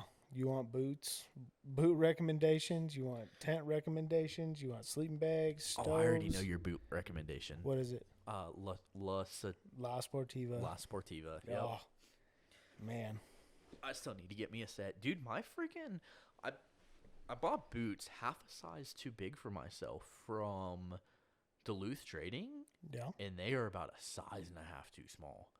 They hurt my feet so bad. Ask Nick, I can't hike right now. One, I mean, that's part of it too, right? You got to go try the stuff out. I did, and they felt fine in the store, but hiking, like actually going on a hike, nope. And I bought them and then went through a bunch of personal stuff in my life where I wasn't hiking at the time. Yeah. Between being super busy with the company and super personal stuff, I just wasn't going out. Yeah. And so I didn't get to try them, and now it's been like 6 months since I bought them. 9 months, and so one thing I will say about the Recreational Equipment Incorporated is they do have a very pretty good amazing return policy as long as it's within a year. And I highly recommend a shameless plug. That's true. They're not paying us, but backcountry.com. Oh, lifetime. Is it? Lifetime. Has it always been? It's always been lifetime. Ooh. Always. You know, and with that said, obviously, I feel like I shouldn't have to say this, but, you know, respect, right? Like, don't just buy something for a trip and then return it. That hurts us all, man. Right? It hurts everybody. And it hurts you in the long run. Whether you realize it or not. REI used to have a lifetime return policy on things, but people started to abuse it. So now it's down to a year. Yeah. People be like, I need money right now. I bought these boots a few years ago. Yeah. I'm going to return them. I'm going to get some cash. I'll be able to pay rent. La Sportiva came out with a new type of boot. Don't do that. It hurts us all. It does. If you know, do your research. There's plenty of resources out there. Backpacker, Outside, all sorts of companies that. Chris, he's a good resource. Yeah, call me, DM me. I'll give you my number. You can call me anytime. He probably won't answer. Well, it depends if I'm in front of a customer or not. But I'll call you He back. just doesn't answer my calls because he knows that we talk for 2 hours at a time. Welcome to the podcast, guys. We've now drank over half a bottle of this. It's good stuff, isn't it? I mean, $17.92. seriously, $25 a bottle. No, it is good. This is the what is this? Is it a whiskey or bourbon? What is It's this? a bourbon. Yeah. Do you know the story about Bullet Bourbon? Where it came from? Why it's the way it is? Like Well, why?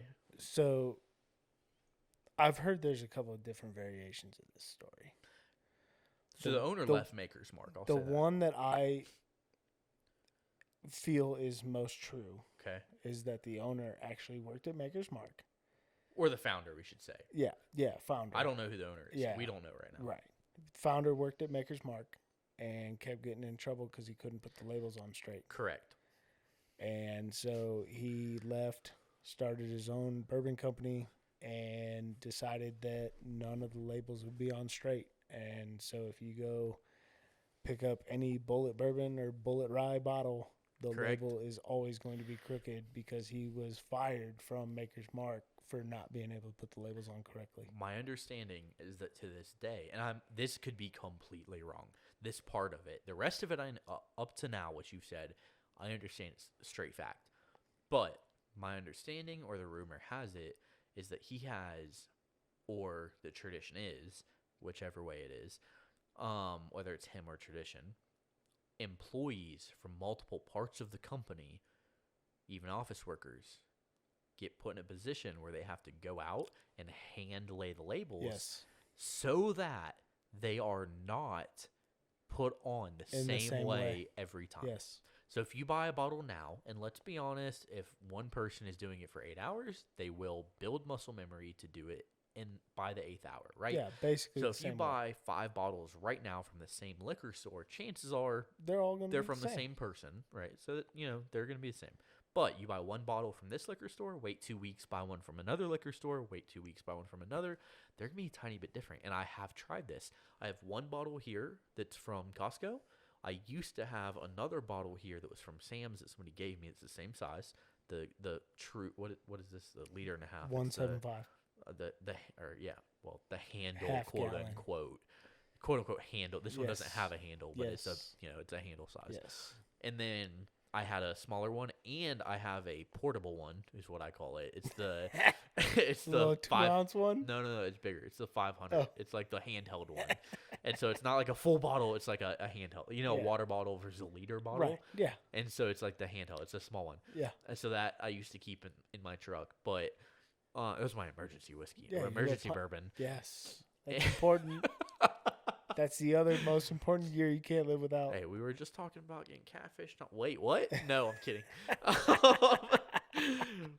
Yeah, so I had and the labels were all a little bit different, just a little bit. Yeah. But Yeah, they're not. You're not going to notice like a huge difference. But, they're not upside down. But yeah, and they're not stretching vertically across the bottle. But at They're all first they might have horizontal. been. I bet They he might did a have. few of them that I'm were sure like, he did. "Screw you guys and put Yeah, this on upside he's down." that pissed that he was going to Yeah. go start his own company. I'm sure he did a couple that were But- that bad. With bourbon, you have to wait how long? At least 2 years. 2 years, and a new barrel, New charred oak has to be 51% corn. and it has to be Has under to be- 160 proof. It has to be, yes, barreled at less than 160 proof, bottled at more than 80 proof. Correct. Yep.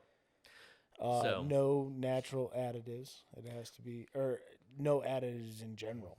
We talk You about a can't waiting. add color. It doesn't Yep. matter if it's natural or artificial. You cannot add anything. Yeah. If it's not in this distilling process, it can't be added. By the time it goes in that barrel, it's done. Yeah, you got to wait, but yeah, Yep. it's done. Yes, that's taking waiting laws to a whole new level. You gotta Yeah. wait 2 years. So I'm pretty sure that he was cooled off by 2 years. I don't know. I don't know, you get The fired man from seemed a- pretty from- scorned. from Maker's Mark. He seemed pretty scorned. Yeah. I want to know more about that story. Yeah, I kind of do too. That's the reason that Bullet became my favorite bourbon, is because of the story. Bullet quickly became one of my favorite bourbons. Just I feel like the value of it. It's not a very expensive bourbon. True. It's a pretty easy drinking bourbon. Also true. Whether you mix it or drink it on the rocks or shoot it or whatever, it's pretty easy. It's just a good bourbon. Do you have a least favorite whiskey? A least favorite. And we can narrow that down to like amongst popular brand. Like what's overrated? Honestly, I'll get hate for mine. I'm gonna say Pappy. Really? Yes, Pappy is so overrated. Spencer, can I try your Pappy now, bud? I need to know what this tastes like. I'm actually really curious to hear what Spencer says. He has the other one. There's Pappy Van Winkle, and then what's the other one? From the same company. It's like something else Van Winkle. Rip Van Winkle? Yeah, so he has Rip right now. Yeah. I've never personally been able to buy a bottle of Pappy. Well, even if you had the money, there's allocation restrictions. Well, right, but I've had Pappy when I've gone to bars that have had it, and I've paid lots of money for a single A pour whole and things tab like that. worth And for a pour. And I take a sip, and I'm like, I paid this for this. That's why 1792 is one of my favorites. I mean, this bottle, I don't remember the liquor store that I went to, but it was $25, and they had like 36 bottles. Which, by the way, Chris, thank you so much for bringing a bottle of whiskey. Yeah. Whether you've admitted it or I heard not, that was but tradition. to donate it to the podcast. Yeah. And here's the thing: I don't want guests on one time. I want most of my guests to come on multiple times throughout. Eventually it'll be the course of years, but for now the course of months, right? So I'll probably have you on in a couple more months, a few more months. I hope so. Yeah. And at which point, and you're still friends, you're always welcome over no matter what. But the whiskey will be here. And whether it's this one or one somebody else brought, everybody benefits. Yes. So. But I will say, I think a lot of the extremely high priced bourbons are actually overrated. Okay. So for me, the most overrated, in my opinion, would be Jack Daniels. It's not a bourbon. Well, I mean like whiskeys or bourbons. Oh, yeah. No, I agree. No, obviously I'm not a huge it's a Tennessee Jack fan. whiskey. I'm not a huge Jack fan. Yeah.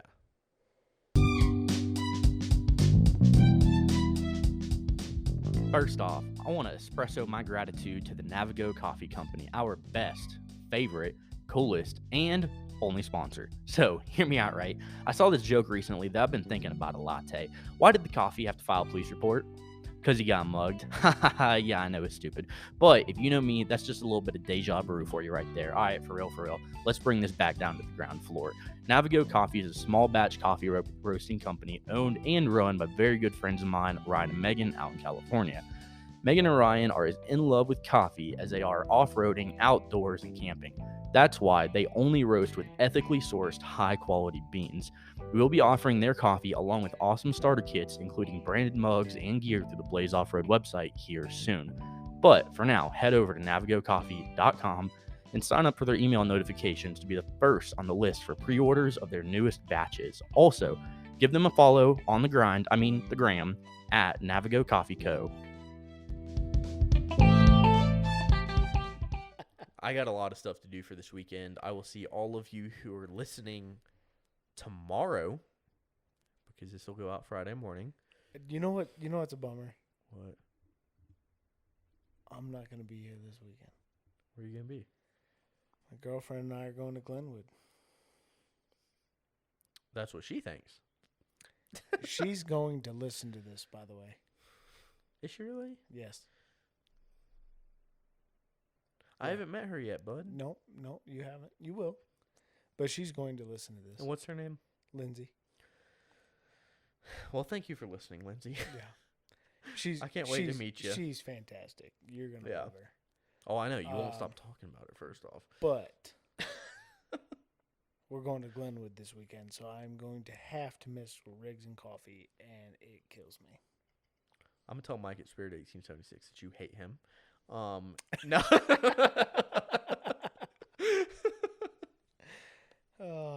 Don't do that.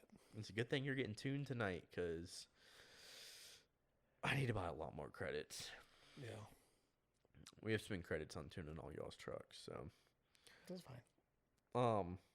So the product that you couldn't live without was the Sleeping bag. sleeping bag. A good sleeping bag. Oh, and your favorite outdoor And company was Patagonia. Like we talked about, Yep. DM me at CJ Clark 92 if you have gear questions. He's I tagged in will my shoot stories. you straight. Yeah. Next big purchase for you, outdoors, off-road, whatever it is. Bumper. The little bees. Little bees. Yep. You might as well Bumper just, and winch. You might as well just keep that freaking You know, winch. I almost drove to Colorado Springs tonight to buy a pull pal. A pull pal. Yeah, look it up. I think I know what it is. Yeah, it's basically Like a handheld winch thing. Well, it's like a winch anchor. Yeah. I know. Yeah, what that it digs is. into the ground and whatnot. Yeah. Dude told me he was gonna sell it to me. How much? $350. Oh, that seems steep though. Yeah, it was a RW 1600 or something. They retail for like 700. And you don't have a winch yet. No. Well, you have a winch. Well, I have a winch. You have my winch. I don't have a way to mount it. I don't have a bumper. But I was gonna go down and buy it, and he apparently didn't want to wait until I got off work, which is fine because Whatever. yeah. Dude. But next big purchase, definitely bumper and winch. Okay. All right, so I think I know the answer to this, but there's multiple because we had different answers earlier. This was actually the only question we talked about before the podcast, I believe. Favorite thing you've bought under $100? Under $100. Yeah. Keep in mind, these are two separate questions. Under Yes. 100 and under 25 are two Yes. separate. So for under 100, I'm going to say a good isobutane stove. Fair. Slash for I mean, granted you can buy one of those for less than 50, Yeah. but I know MSR, Optimus, a couple of the companies out there, they What's the make one? kits. I have the Whisper Light International. Who Yeah, is that's that? it. That's a great that's stove. MSI. That it's an MSR. It's a multi-fuel stove. Yeah. But it's not a canister stove. It is not a canister stove. So if you And it's a wanna use, little more expensive, I believe, too. it is. It It's is. between the 1 and 200 mark. I believe so. Yeah. Yeah. So canister stove uses those typical cans of fuel that you see at Isobutanes, they're yeah. now available again. Yes. For a short period, though, they were very, yes, very they were hard very to find. hard to find. Near impossible. Yes. Months went by without Yes. you being able to buy them conveniently. A good isobutane stove, doesn't matter whether you're camping, whether you're taking a long day hike, you're backpacking, whatever, you want to bring a stove with you. They're super easy, super efficient. Little less efficient up here at the altitudes that we run into in Colorado, and some of the temperatures, Yep. but a good isobutane stove / cook kit, whatever, whether you buy them as a kit or whether you buy them separately, it's just a great thing to have. Whether you're making coffee or you're boiling water to throw ramen in or to make a freeze-dried meal, or you can't do a ton of cooking, like actual cooking on them. Not Really. really. It's really hard to control temperatures and things like that, but It's all kind of pasta stuff. yeah, it's soups and noodles and Yeah. things you Water-based boil in. stuff. Yeah, water stuff. But a good isobutane stove. I mean, there's one in my truck year round. Straight up with a YouTube video. canister. Let's try to make steaks and burgers on them. Sure. We'll make a YouTube Absolutely. video. Yeah.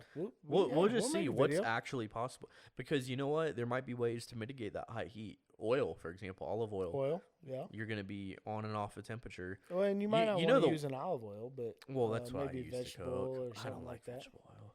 Yeah, but it's got I a use higher smoke coconut. point. Yeah, but I use coconut or olive oil. Yeah.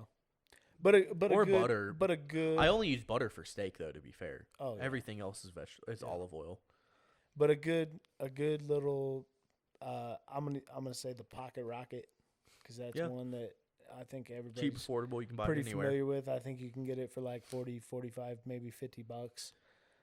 It's a good stove if you want to make coffee in the morning before you go hike a 14er. If you want to make coffee before you guys hit the trail. If you want to make ramen when you're at night before you go to bed. Yes, coffee. It's very important. Everybody knows about it. Navigo Coffee Company, guys. We're going to have it tomorrow at Spirit 1876. And so, Pick up a bag. yeah, it's going to be awesome. We only have a few bags, too. Super, super limited run. Blaze Your Trail Podcast.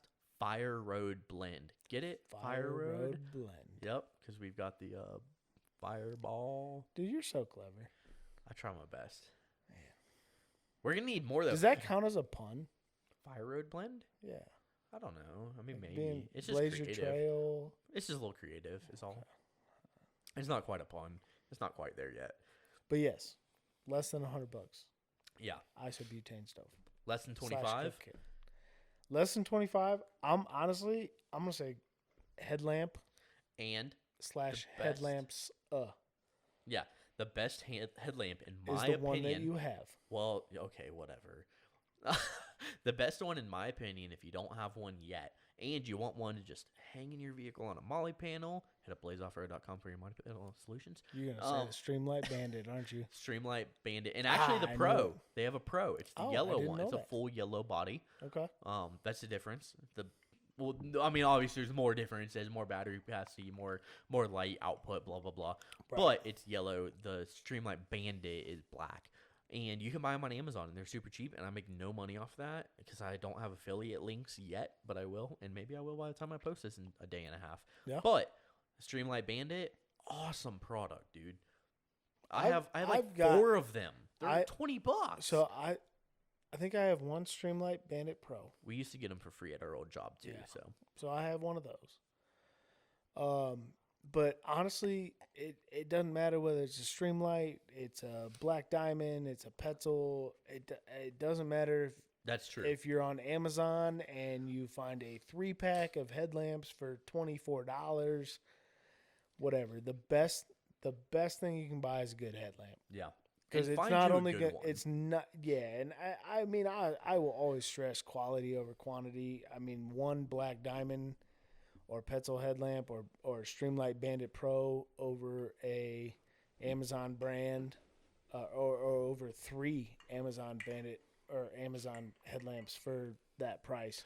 Which is why I like the Bandit Pro. Yeah, it's USB rechargeable. Yep. Super Charge it in basic, your super truck. simple. Get one of your overhead molly panels and strap that thing on there and throw a USB port up there and you're good to go. And you at always full- have a fully charged headlamp. Correct. And at full brightness, the thing literally only lasts for maybe an hour and a half. But at half brightness, it lasts for a little more than double that, 3.5 hours, maybe 4. Yeah. But if you're charging it, look, keep in mind, most of us build our trucks to have dome lights and or rock lights on our roof rack. So we have ambient lighting in general. And then we can buy lamps for our tents, lamps for around wherever our cooking area is, hang lights. I know Chris has string lights that he hangs around camp. And so They're a little more than $25. They're $30. correct. Revel. And they're also from Amazon. And so Yeah. Revel from Amazon. And so you have different solutions for lighting, but with the headlamps, you do not need to buy a $200 super fancy Black Diamond top of the line interchangeable battery headlamp.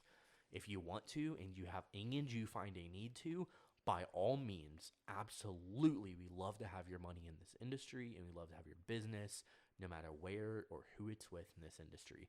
Yeah. The outdoor industry, that is. But for the vast majority of you, a $25 Streamlight, dude, I'll look it up right now. Streamlight Bandit or Streamlight Bandit Pro. And keep in mind, they have all of the Streamlight X models have a rechargeable, what's it, 1024, what's the name of that battery? The big one? I don't remember what it is. off the top of my But head. they have a USB rechargeable battery in all of the X models. So that includes their Stryon, the Stryon, the ProTac X. ProTac. It's all the X models. I Stinger? don't think they're no. The Stinger and Stryon don't have the X. It's the same. It's the interchangeable battery. Oh, There's like- okay. That battery will go in the Lantern, the ProTac X. One of the gun models It's a bigger flashlight for the gun. It has an X model battery, which dude, the last time I changed the battery in my AR light, I don't like those things last forever. Yeah, You never use them. I have a Streamlight HPL. Is that a pistol or a rifle one? It's a rifle one. I don't even know what we all have, but all of us have the but same. But I want to say I put new batteries in that maybe 6 years ago, and I haven't had to change them since. Oh, I have a newer light than that. But still. But a good headlamp, and you don't have to run it at full power.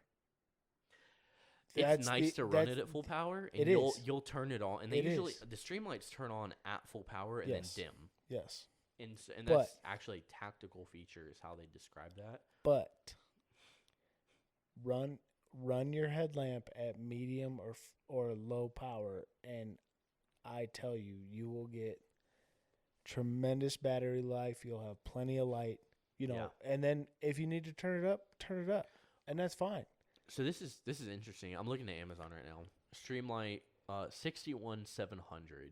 So 61700 Bandit is USB rechargeable, obviously. Oh, so this is the hat clip and a less. That's how all of them come. They all come with they're a hat clip, but they come with a headband. Yeah. It's $22.63 for the Pro model, and it's more expensive at $29 for the traditional. And all of you know, Amazon's based on who's listing the product and how much they're listing it for. It has nothing to do with the actual manufacturer a lot of times. Right. And so the Amazon choice is the traditional model. Oh, it is listed as a Bandit Pro for $29. Maybe the color doesn't affect it anymore, or maybe the pictures don't matter. It's probably just the pictures. But no, it's the pictures. That's what it is, because they have pictures of the yellow one. So it's $30 for the Bandit Pro, $20 to $23 for the traditional Bandit, $20 to $25. Dude, you're talking about $30 for a headlamp that I have 4 of, and I don't know where 3 of them are. Yeah, like I have one of them in my truck. And they're almost disposable. Yeah, and they are amazing. They are lifesavers. Go chop wood, turn it off while you're walking back. Doesn't matter what you're doing. Cooking. That's another thing. Cooking, walking to camp, be going very to the bathroom. Intentional about your battery life. Yes. Turn the thing off. You're going to the bathroom. Make sure you're not going to snap on a stick. Snap on a stick. What snap on a stick. Yeah, you're step on a stick. I'm talking about Biden. What? You're gonna make sure. Told you that 1792 is good. Step on a snake. Do not step on a snake. No step snake. And then turn off your headlamp. Yeah. And I'm only talking about going to the bathroom for some reason. But if you're carrying wood back to camp, turn it on low. Turn it off real quick. Turn it on low. Utilize those options. Be intentional in 2022. Yeah. Make your headlamps last. Yeah. Hashtag. BLM, this is not make America great again. This is make your battery. Oh my gosh. Canceled. Hashtag Blazer Trails canceled. Battery lives matter. Make your batteries last again. I guarantee if everybody that listens to this podcast runs their headlamps on low power, they will not notice a difference. No, after the first 15 seconds, in you the don't light notice that their headlamp puts out. Yeah. And it will last them 2, 3, 4, sometimes 10 times as long.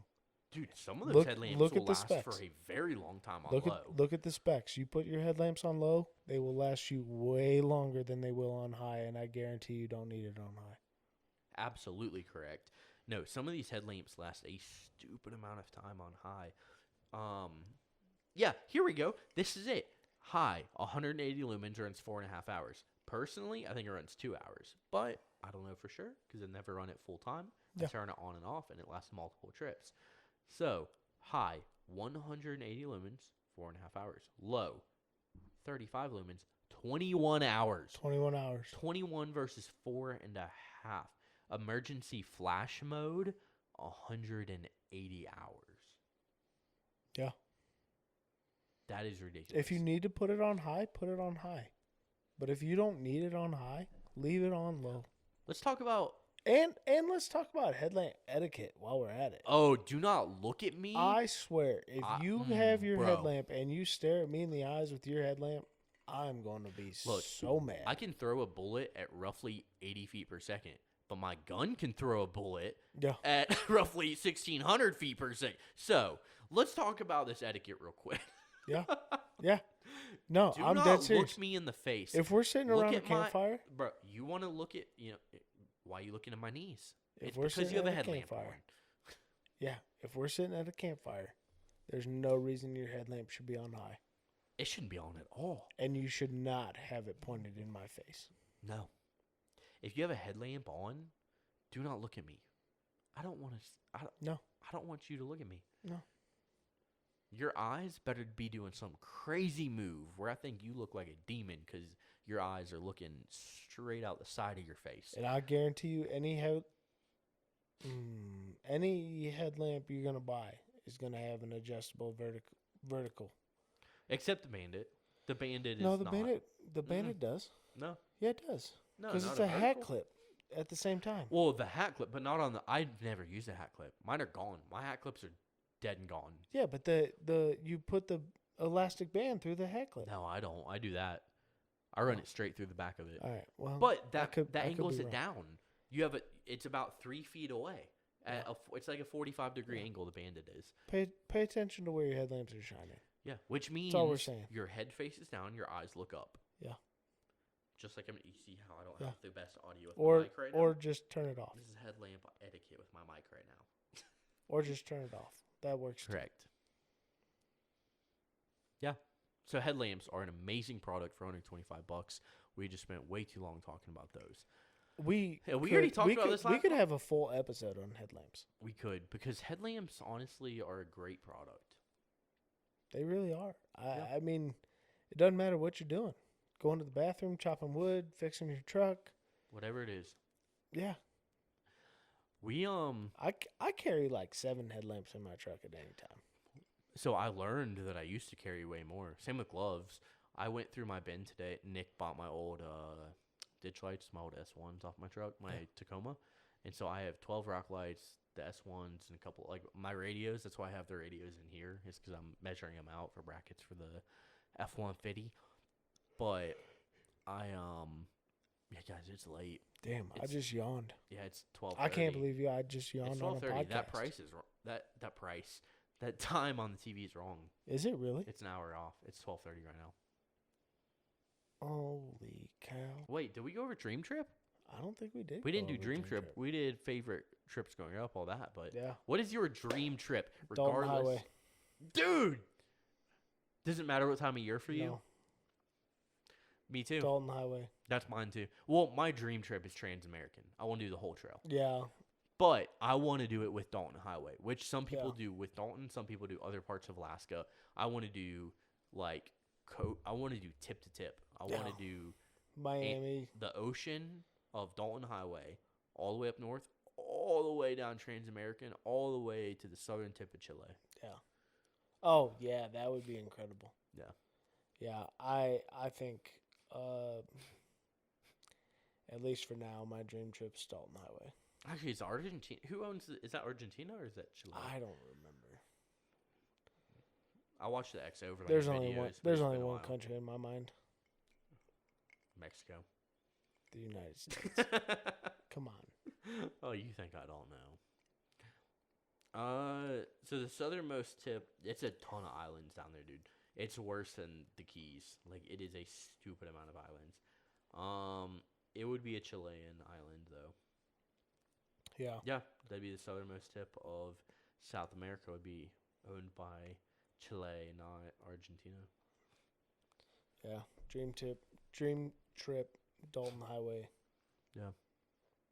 Dream Expedition. Would that be the full American or Pan American Trail? Yeah. Yeah. No, I definitely feel that. Yeah. All right, guys. I will also say though, I would love to do the Pony Express. I know you guys are going. I'm not sure I'm going to be able to take that much time off of work, but I You would have love to to do take it. 2 days off work, buddy. Just 2 days? A Friday and a Monday. Oh, Or a Thursday, Friday, and Monday. 3 at most. to get out, and then I got to drive back. No, because it's going to be it's 680 miles of off road is what we did last year, and so that takes about 3.5 days. But we take a whole day to get to Salt Lake, and so that would be Friday for you. Yeah. Saturday, Sunday. Yeah, so I guess you take 3 days off total. Okay. Because So Friday, it'd be Monday, Tuesday. Yeah. And Tuesday would drive back from California to Colorado. You wouldn't have to go all the way to. You could go. It'd be from Tahoe, and so Right. you'd be taking I-80 across, and you take I-80 to like Salt Lake, and then head down, diagonally down to 70. Yeah. Yeah. And then you could be back to work on Wednesday. So it's 3 days. I mean, obviously you have other stuff going on. Your family's back in Indiana. I have so. 17 days this year. What? That is not like our old employer. Nope. You're on year 2. You have 17 days off? 17. What in the world? I don't even have 17 days off. My boss is a jerk, I swear. Yeah. I've met him. For those of you who don't know, you can figure it out. All right. Yeah. Are there any new hobbies you want to get into this year? New hobbies. Yeah. You want to try mountain biking? Paddleboarding? You know, I would really enjoy trying to get into mountain biking. Yeah. Yeah, I would, because I feel like it's something that especially if you're living in the Front Range. Yeah, there's a lot to do here. There's a lot of mountain biking trails. There are. And I in particular live in Golden. Dude, one of my favorite trails is up the road from one of your customers that is an off-road company. Yeah. Right so there is I'll just say the mountain, it's White Ranch is the mountain biking area. It's a state park or something. In between Boulder and Golden. Yeah, it's barely out. It's on the northern edge of Golden. It's right there in Golden. Yeah. And you shuttle up and then ride down. And it's funny because one of my friends, actually one of our old customers, he worked for a brewery, and the owner has been a good customer of mine. Amazing dude. Tangerine Cream Ale is my favorite. Oh, it is so good. And I'm not even saying the name of the brewery. I'm a bigger fan of the Juicy Banger, but there you go. Some of y'all will figure this out. You will all figure it out. Juicy Banger and Tangerine Cream. I am a massive fan of Tangerine Cream. The owner is an amazing dude. Super cool dude. Yeah. His employees are all super cool. Yep. We loved them. And they weren't great customers of ours either. They bought like one or twosies. And it wasn't like, we love them. Special order kid cards. Yep. It wasn't like, we love them because they're great customers. It was like, they're just cool people. And so, no, great customers, good people, whatever, blah, blah. But I went mountain biking with him, and I told him, I was like, dude, I'm out of shape right now. At the time, I was very, very out of shape. Right now, I'm a little bit better off, but still in, the halfway point, basically, to where I want to be. And I was like, dude, I'm not going to be able to keep up on the uphills. I promise you, I can't. If you're at all in shape, I can't. But I'll kick your ass on the downhills. I caught up to him and passed him, and he's like, bro, I can tell you're a rider that's got skill. He's like, I can tell you know how to. He's like, at first I had no idea. He's like, we're riding uphill, and I'm like, this dude's got a fancy bike just to show off, blah blah blah. And my bike's still an aluminum frame. I don't have a carbon bike, guys. But he was like, oh yeah, this dude's got all this, nice suspension and drivetrain and blah blah blah. He's just showing off. He doesn't really have the skill. And we got going downhill. And he was like, this dude's launching 4-foot drops. Yeah. At full blast at 240 pounds. Just well, I mean, stuff. Mountain biking is one of those things we talked about when I was your boss. And we did look at at your discounts you could get with Diamondback. Yeah. Yeah, and I was looking into bikes. But, I mean, honestly, aside from you, I don't really know anybody else in mountain bikes. I don't know many people either, but the ones who do are super faithful to it and go a lot. Yeah. And so it's like, if you want to go, I've got 3 people you can message right now, and I guarantee they're going. Yeah. And so I do feel like that would be something that I would enjoy. And it's super great for exercise, man. Well, yeah. And according to my doctor, I should do that more. As we both drink whiskey. sitting on a couch. But no, I think mountain biking. I picked up fly fishing. Oh, I want to say maybe a year and a half, 2 years ago. I would really like to take a lesson and get better at it. Fly fishing? Yes. So I have a fly rod. Yeah. I have some stuff. I had a client trade me a tune for a ton of fly gear.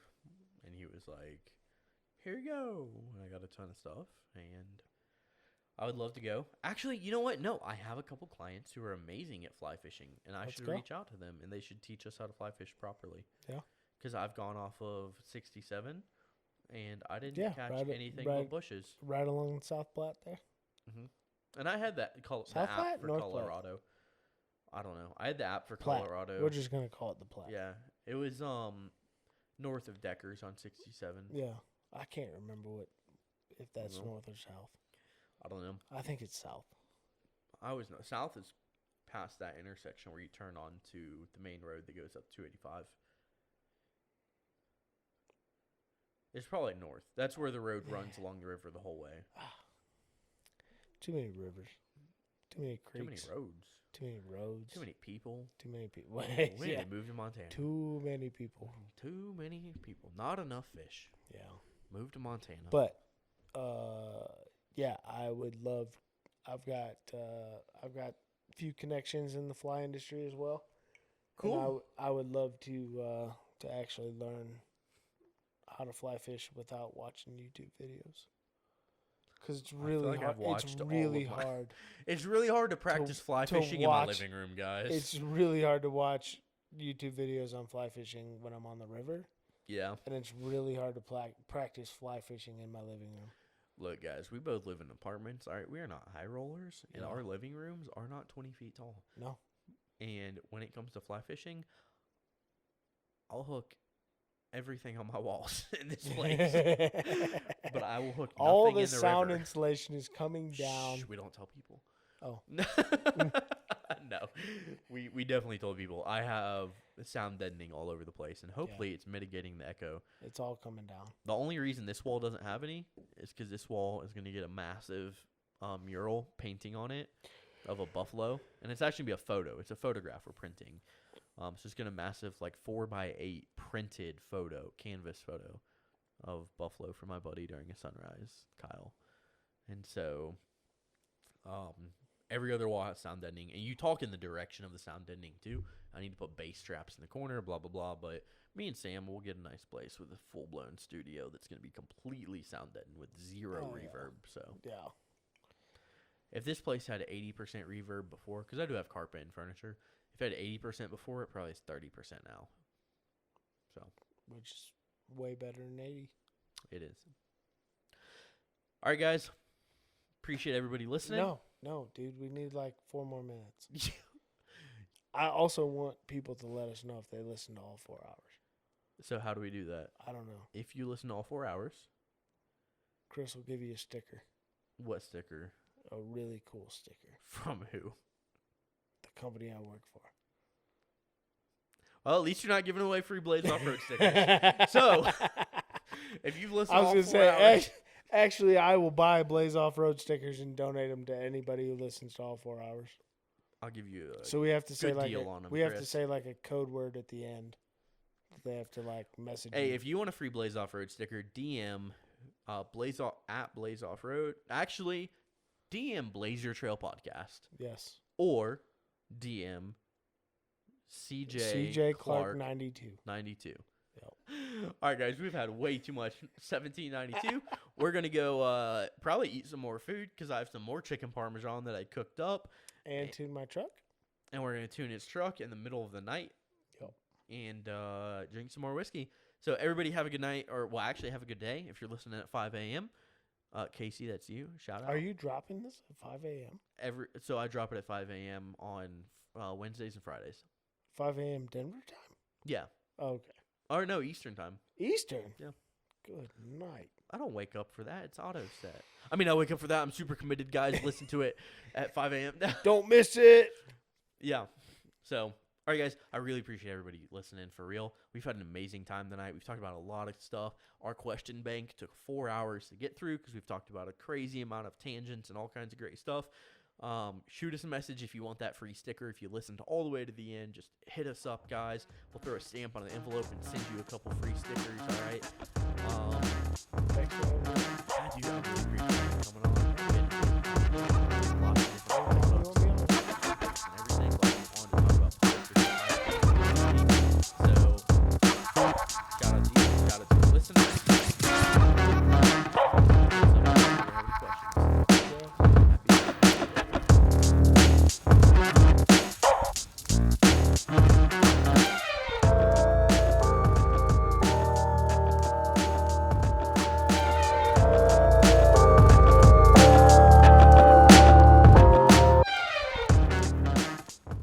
That was so much fun.